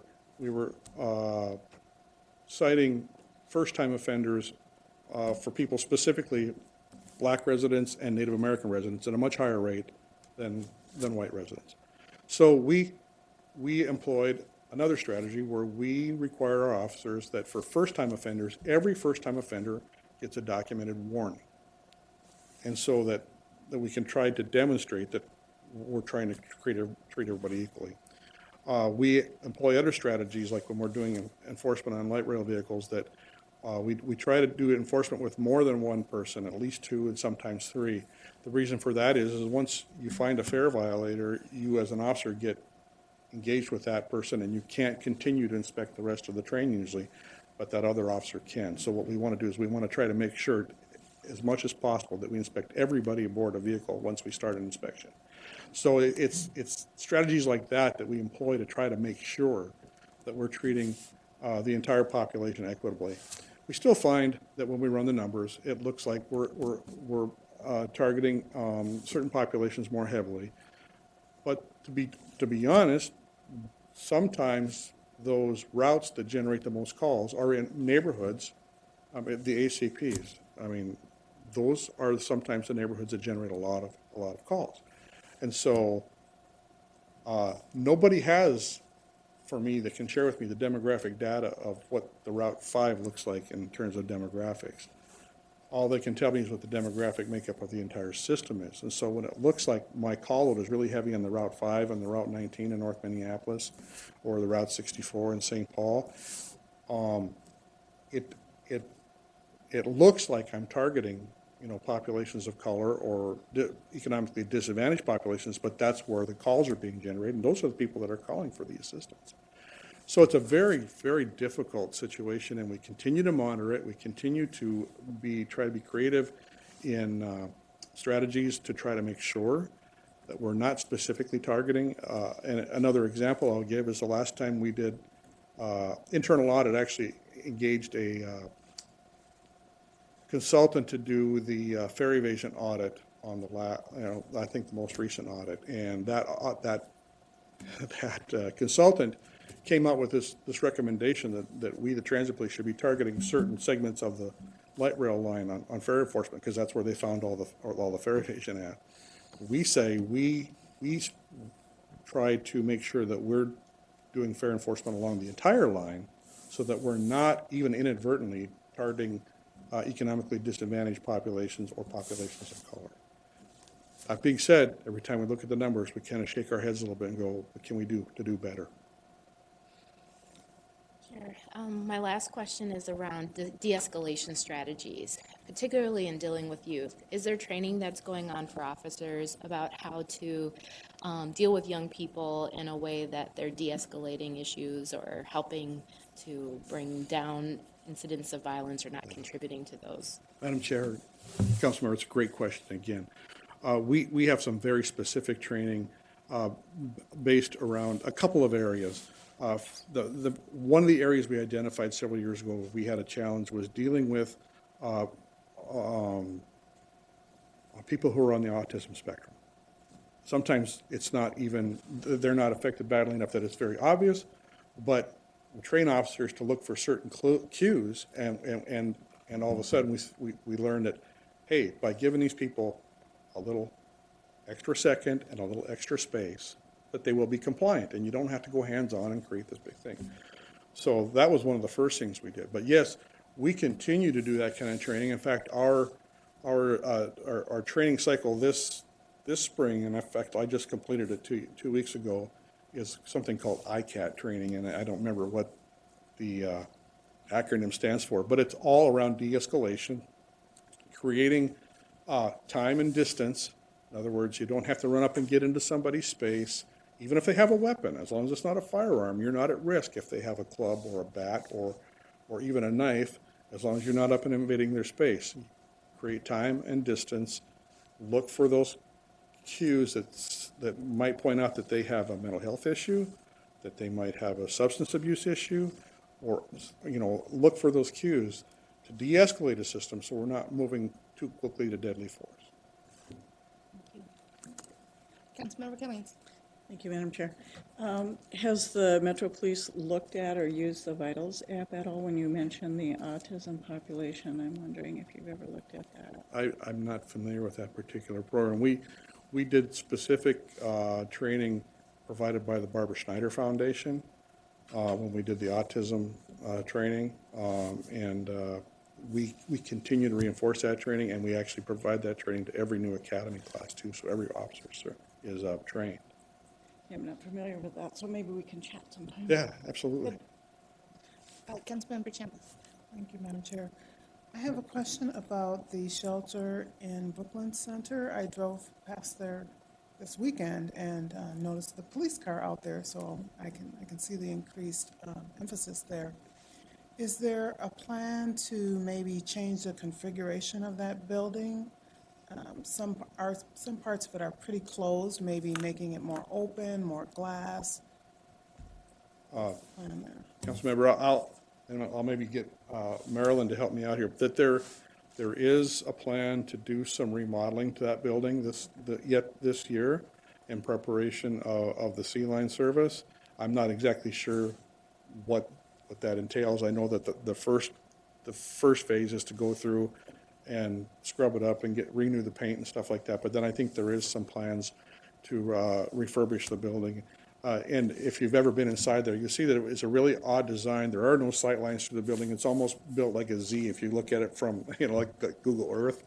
It's not really conducive to what goes on in there, because open sight lines where everybody can see what's going on is actually a much better, even when police aren't there. But the best option would be to go back to when it was built and redesign it, but we don't have that opportunity anymore. So go ahead. Would we get more information about how the remodel is what it's gonna look like, or how it's gonna be configured? Do you have information on that, Marilyn? Yes, I think you mentioned we have some short-term things planned and short-term upgrades, but we also have some longer-term things planned as well. And we're actually working with the city managers, the city of Public City, really vision and work through some of those kinds of things. Thank you. We'll have something come back to this committee as an information item, as an update to the activities there, especially with the expansions of the Sea Line up there. All right. Any other questions? All right. Thank you, AJ. And I will say that I've given you my list of things that are really like the fun things to do at this job, and one of them is really to go to the graduation ceremony for the police officers, and I would highly recommend you accept that invitation when it comes. So. Going. All right. Well, good afternoon, Madam Chair and council members. My name is John Levin. I'm the Director of Strategic Initiatives. I've been here about 22 years. About 5 years ago, I had the opportunity to help with the launching of a new department at Metro Transit, and that was the Strategic Initiatives Department. And the department was really formed around two goals. And the first of the goals was to maximize the value of data, because we have a whole lot of data in this organization. We do a lot with it, but we know we can do more. And so how do we maximize the value, and how do we really drive data-driven decision-making at the organization? And so there's really two areas within strategic initiatives that focus on that. The first is system performance, and really what that is about is traditional performance measurement, and so that is identifying key performance indicators, gathering data, doing the reporting on KPIs on a regular basis. But really we've tried to go a little deeper than that and do more performance management work, and so that is really trying to work directly with department staff, looking at the KPIs and then digging deeper and saying, what are the actions that tend to drive those performance measures? What's the data that you have that might help to inform how to improve performance? How can we extract that data and use it and develop tools that really help frontline staff in their work, ultimately driving at the performance measures really through an entire performance management scheme. And so that's been the focus of that system performance group, all two of them. And then the second group is research and analytics. And so this is a data science staff. And so these are folks who are really trained in how to pull and use and manipulate data and do statistical analysis.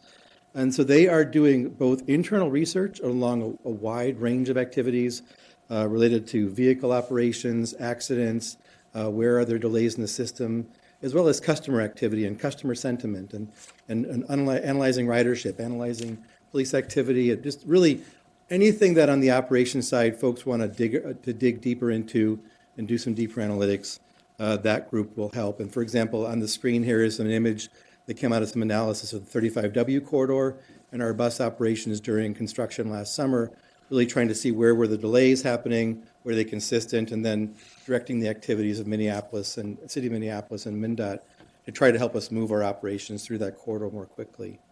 The other important role of research and analytics is coordinating and working with external researchers. We have a lot of partners, primarily at the University of Minnesota, but also really around the region and nationwide that are interested in doing research on transit. And so we help provide data to them. We sometimes sponsor research, so we're sometimes funding those research projects, but more often than not, they're doing the research with other funding sources, and we're providing data and oversight and making sure that they're really interpreting and understanding the data in our operations. So that support of external research is another major function. And then finally, just helping staff, again, use data, extract data. We have a whole lot of operational systems that generate data. Got to get the data out of there, understand what it means and how to use it. And so that's what the data science, research and analytics staff do.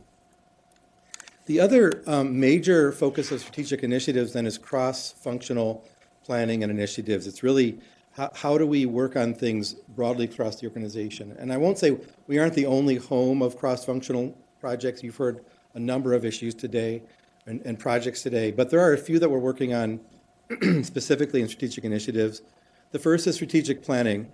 So about 5 years ago, we created Toward 2020, which I'll call a strategic vision document. 2020 is coming up next year, so we're running out of time on that one. So it's time to really refresh that, and we're going to be working this year on a new strategic plan, a 5-year strategic plan, really more of an internal kind of operations-focused document, but making sure that we are aligning all of our strategies and activities with our long-term goals and objectives, and really demonstrating both at a senior level and to you, but also to our employees, how their work is directly aligned with, again, the long-term goals of the organization. So that'll be coming out this year. Another emerging area in transportation is shared mobility. And by that I mean things like bike share and car share and Uber and Lyft and all those kind of new mobility options, really combined with the ultimate original shared mobility, which is public transportation. And so we have a staff person in our group now who is really focused on how do we coordinate all of these new and emerging mobility options with our traditional mobility options of transit and carpool and vanpool, et cetera. How do we merge all that? How do we maximize the coordination of those and minimize the conflicts between them? And so that's the focus of the shared mobility group. And we'll be developing a shared mobility strategy this year and bringing that to you for more information. Because a critical piece of shared mobility is that we don't do it all ourselves internally here. We do some of those activities, but we also have to collaborate with the cities in particular, as well as the providers of those services, as well as MnDOT and the counties and a bunch of other stakeholders who are all need to work together collaboratively to advance those areas. And then the final area I'll mention is technology governance. There's been a lot of work at the council over the last year and a half or so to improve how we address technology governance to really make sure that our investment in technology systems is again aligned with our business needs. And the Met Council is a very complex organization with multiple divisions that are all doing different kinds of things.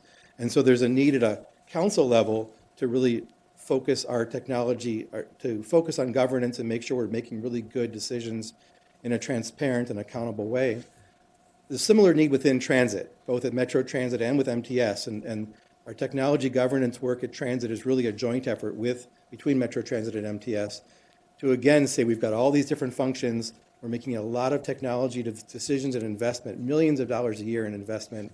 Let's make sure that we're making good decisions. Let's make sure we're investing those resources wisely. And so that technology governance function, again, it's not all us in strategic initiatives, but we are kind of helping to lead that cross-functional work across the agency.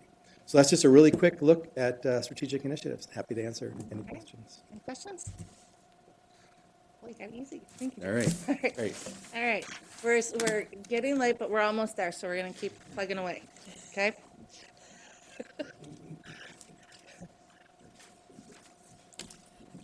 Welcome. Good afternoon, Chair and Council members. I'm Lucy Galbraith. I'm the first Director of Transit-Oriented Development here at Metro Transit. I came here 5 years ago, right after the TOD policy, which is a council policy, not a Metro Transit policy, was adopted. I came here from Austin, Texas, where I was the first TOD person at their transit agency, so this is sort of what I do. I usually describe myself as a practicing urbanist. My thing is to make walkable communities supported by transit better, and I've worked at small cities, Main Street towns, big cities, and in a variety of roles in a variety of institutions. So I'm very happy to be here in Minnesota working for Metro Transit. The council policy has 4 goals. The first is to maximize the impact of the transit investment for the region. The next one is to enhance regional economic competitiveness, which we have seen has become more important over time, that companies are looking to see if they have transit. I think the most prominent example was the Amazon HQ2 search, but it is becoming more common even for non-tech companies. And the third goal is to enhance equity in the region. That transit is a promoter of equity in a sense by its very nature because it's open to all. Whether you drive or not, transit serves everybody in the community, but we need to be particularly conscious of that in our TOD policy. And then the fourth goal and the last goal is to help build a 21st century transit system by generating ridership and revenue for the agency. So that's our goals, and we're the keeper of the flame for the council on this, the TOD office. I have 6 staff. And we're all very busy. So what do we do? So I put it into 4 categories here. The projects where we're trying to get our property into development, the one that everybody can now go see is Alliance Field Stadium that is partly built on the dirt that Metro Transit owns. It's a ground lease that will run for the next 50 years and generate revenue for us. We still are involved in working through details and setting up the operations and maintenance agreement, various things, but that ground lease was our first successful joint development. FTA likes it enough that they put it on their, the Federal Transit Administration put it on their joint development brochure as an example. So always nice to have FTA like us. We're still working on the Central Station block in downtown St. Paul. 2425 Minnehaha is the current police station, and we are working to get that one through. I expect to bring it to you very shortly, assuming that Nick's group doesn't take it from us. That's a sidebar. Anyway, we work with across the council. So the TOD office, we regularly meet with community development and MTS, and we have internal staff meetings that include ES as well as all of the other divisions. So our programs, we do various things. We have a couple of forums a year on TOD topics. Our next one's going to be in May, mid-May. I don't exactly know the date yet, but we're going to be talking about TOD with little or no parking associated with it, because parking is always the P word in transit-oriented development. It takes up space and it's housing cars and not people. And so we want to showcase the examples in the region where developers have figured out how to do less of that and promote more transit. If you have ideas for forums, by all means, let me know. We like to do those. Our resources, we try to make our website a really useful place for a variety of people. Over the last couple of years, we've developed a public property database that along transit, it shows all the publicly owned property, not just ours, but the cities, the school districts, the parks, and we put caveats all over it that we aren't suggesting any use of this. We just want to make the information available. But our long-term hope is that people will see, that jurisdictions will see that they have properties side by side and see synergies, as well as a developer who has something and goes, there's a parking lot next to us that is publicly owned but not used. So it's a way to provide information to promote opportunities. And as far as I can find out from my colleagues across the country, we are the first transit agency to do that, to just map it all and get it out there. You don't have to know anything about GIS to play with it online. We try to make it as friendly as possible. We have a variety of other resources out there, the Developer's Guide to TOD, a district parking paper that explains how to do that, and our most recent thing is the development trends along transit, and I'll say a little bit more about that in a minute. And then the last thing, which is by no means the least important, is our partnerships. I've already mentioned some of the internal meetings. We also meet with various groups across the region. We are working on 2 FTA corridor TOD pilot planning projects with the Gold Line and with the Blue Line extension, where we got grants from the FTA for the counties to coordinate all the cities to plan together, with the idea that when you put a rail line in, the community is not just your station area, the community is really the corridor. The people, like the Green Line, only a few of us will take it end to end. A lot of people take it 3 or 4 stops for various destinations. The target on the Green Line is, I've been told, I haven't checked this, but I've been told it's the highest revenue per square foot of any target in the region. So this kind of being able to go back and forth and see that if you live 2 stops from something or 3 stops from something, it is part of your community. Those are underway, and we'll wrap up. One of them will wrap up towards the end of this year and another one next year, so we'll be bringing the results back to you on that. And then we also, we have a national TOD community. There aren't very many of us. There's like one in every, or a few in every transit agency. And as part of that, we belong to Railvolution, which is the only conference on both land use and transit. It will be held in Vancouver this year, the week after Labor Day. You will get more information about that. That's where I was last week, trying to plan the conference. We had 400 proposals to sort into 75 sessions, which was lots of fun.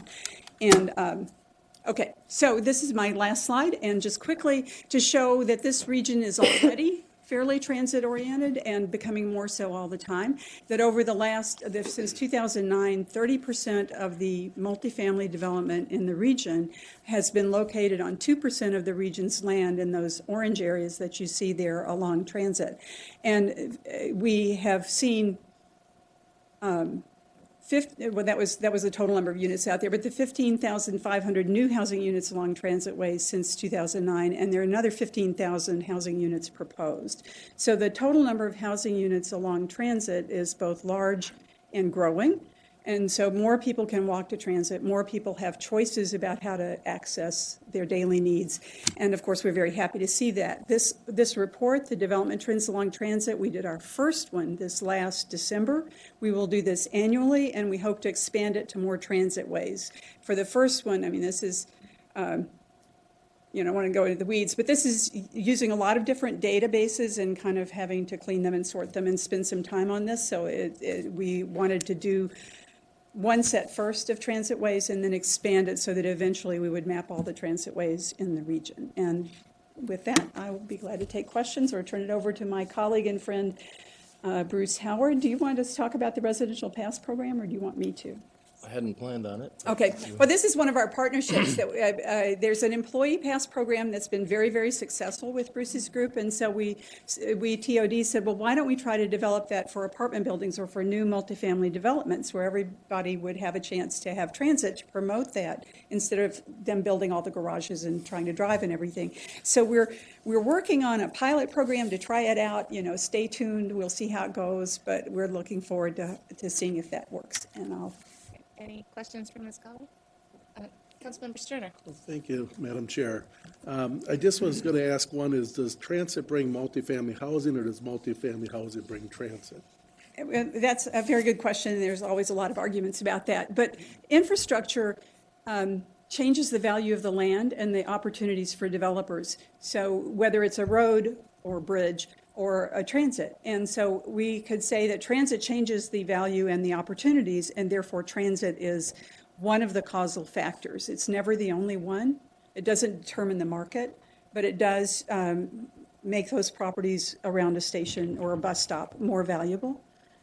Okay, thank you very much. Councilmember Fredson. Thank you, Chair. On your list of projects, so it's relatively limited. Do you actually work on all of the station areas for all of the lines? Chair and council members, that's another good question. We have a sort of master list of the things that are opportunity sites of Metro Transit owned land. We try to be available and helpful to development that is not our property. The map gets approved every year or two by the council, and we'll be bringing a revised one back to you. I think we had 18 on our last map that were across the region, and yes, we look at all transit-owned property at once. And I just wanted to highlight kind of the ones kind of closest to reality. Any other questions? All right, thank you, Lucy. Okay, well, good afternoon, Madam Chair and council members. Welcome to Metro Transit. I've had a chance to work with some of you and some of the other facets of your life, and enjoy that, and look forward to working with you here in the future. So I'm Bruce Howard, Director of Customer Services and Marketing. I've been at the agency for coming up on 27 years this summer, 14 in my current position as Director of Customer Services and Marketing. I realize that you're coming up here, some of you, on 3.5 hours, so I'm going to keep my comments very brief. You'd think, being here 27 years, I would have figured out how not to be last in one of these presentations, but I guess I haven't quite mastered that yet. So within the Customer Services and Marketing Division, we have about 90 employees, and they break down into 6 work units or departments, and I'll just briefly provide a little background on what we do here in each of these areas. So our market development group, we have 5 project managers essentially that go out and work on all of our marketing programs. That might be campaigns, it might be events, it might be partnerships. Some of the things you probably have experienced are Miller free rides on St. Patrick's Day and on New Year's Eve. That's something that we work hard with Miller Brewing Company. They sponsor the event. They pay for the free rides that we offer. That's all done through the market development group.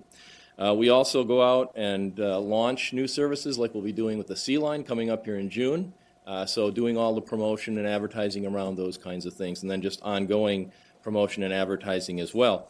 One of the other things that we do in this group is we actually manage a revenue contract. So you'll see on the right side of the screen there, here's an example of some advertising that we sell. We have a variety of transit assets, buses, trains, kiosks that we sell advertising. We generate about $5 million a year in revenue that goes back into our service, and that's managed by this group. Our creative services group is essentially our graphic design group.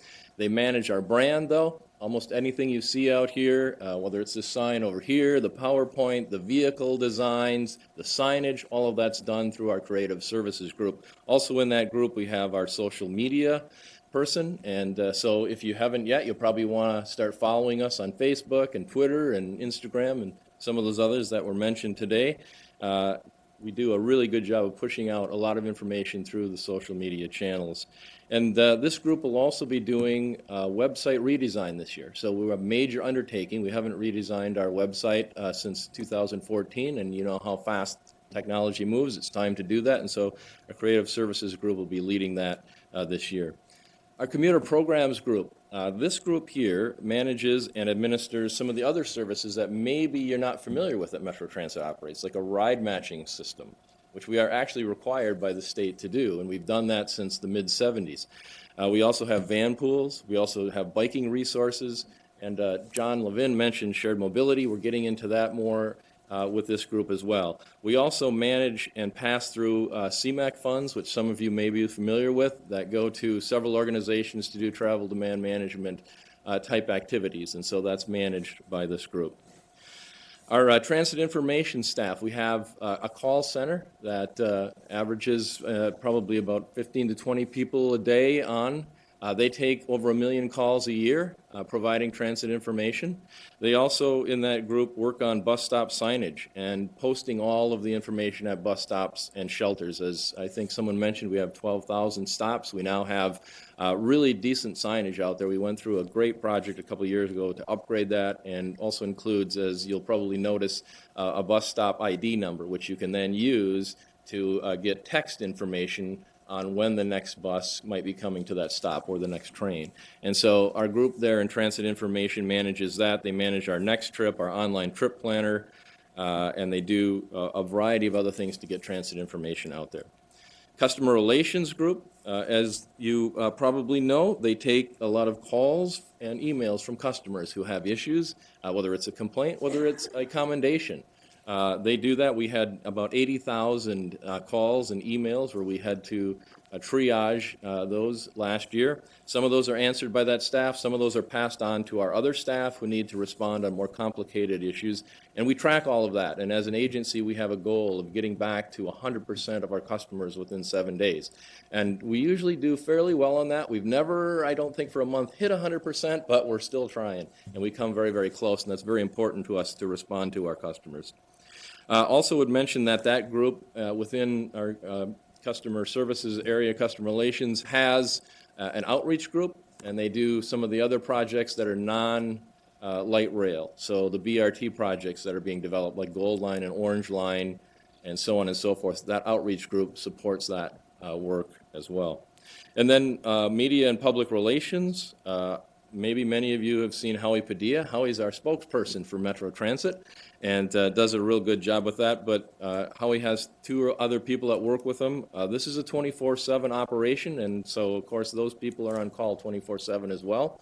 Whether there's an emergency, a crisis, whatever it might be, they're there to communicate, to handle the media. They also can help with communications that you might have, things like that, where you have questions. So Howie and his staff are a good resource. And then the equity inclusion staff is fairly new to our division, only in the last couple of years, but you saw Erica Jones earlier talking about one of the campaigns that they are putting together here, the Respect, Kindness, and Inclusion campaign. So that's a quick overview. Of course, I'd be happy to answer any questions if you have some. Any questions for Mr. Howard? Thank you, Bruce. And thank you to all of the presenters tonight. This has been very, very helpful. So I think that was a very good overview. And Madam Chair, I've got gifts. I figured if I was last, I better bring something. So He's a smart man. I just wanted to mention we do have a few of these little promotional items like pens and pencils. If you're out and want some of those, I can get you that. There's also a little Metro Transit fact guide that you probably want to get the 2018 version. It's not quite out yet. We're waiting for one more piece of information, but here's the 2017 one. It's got a lot of the information that was covered today in there. Very good. Thank you. Thank you very much. All right. Is there any other questions from committee members? I know it was a lot, but thank you for holding tight. If not, I would take a motion to adjourn. Make a motion to adjourn. All in favor, say aye. Aye. Opposed, no.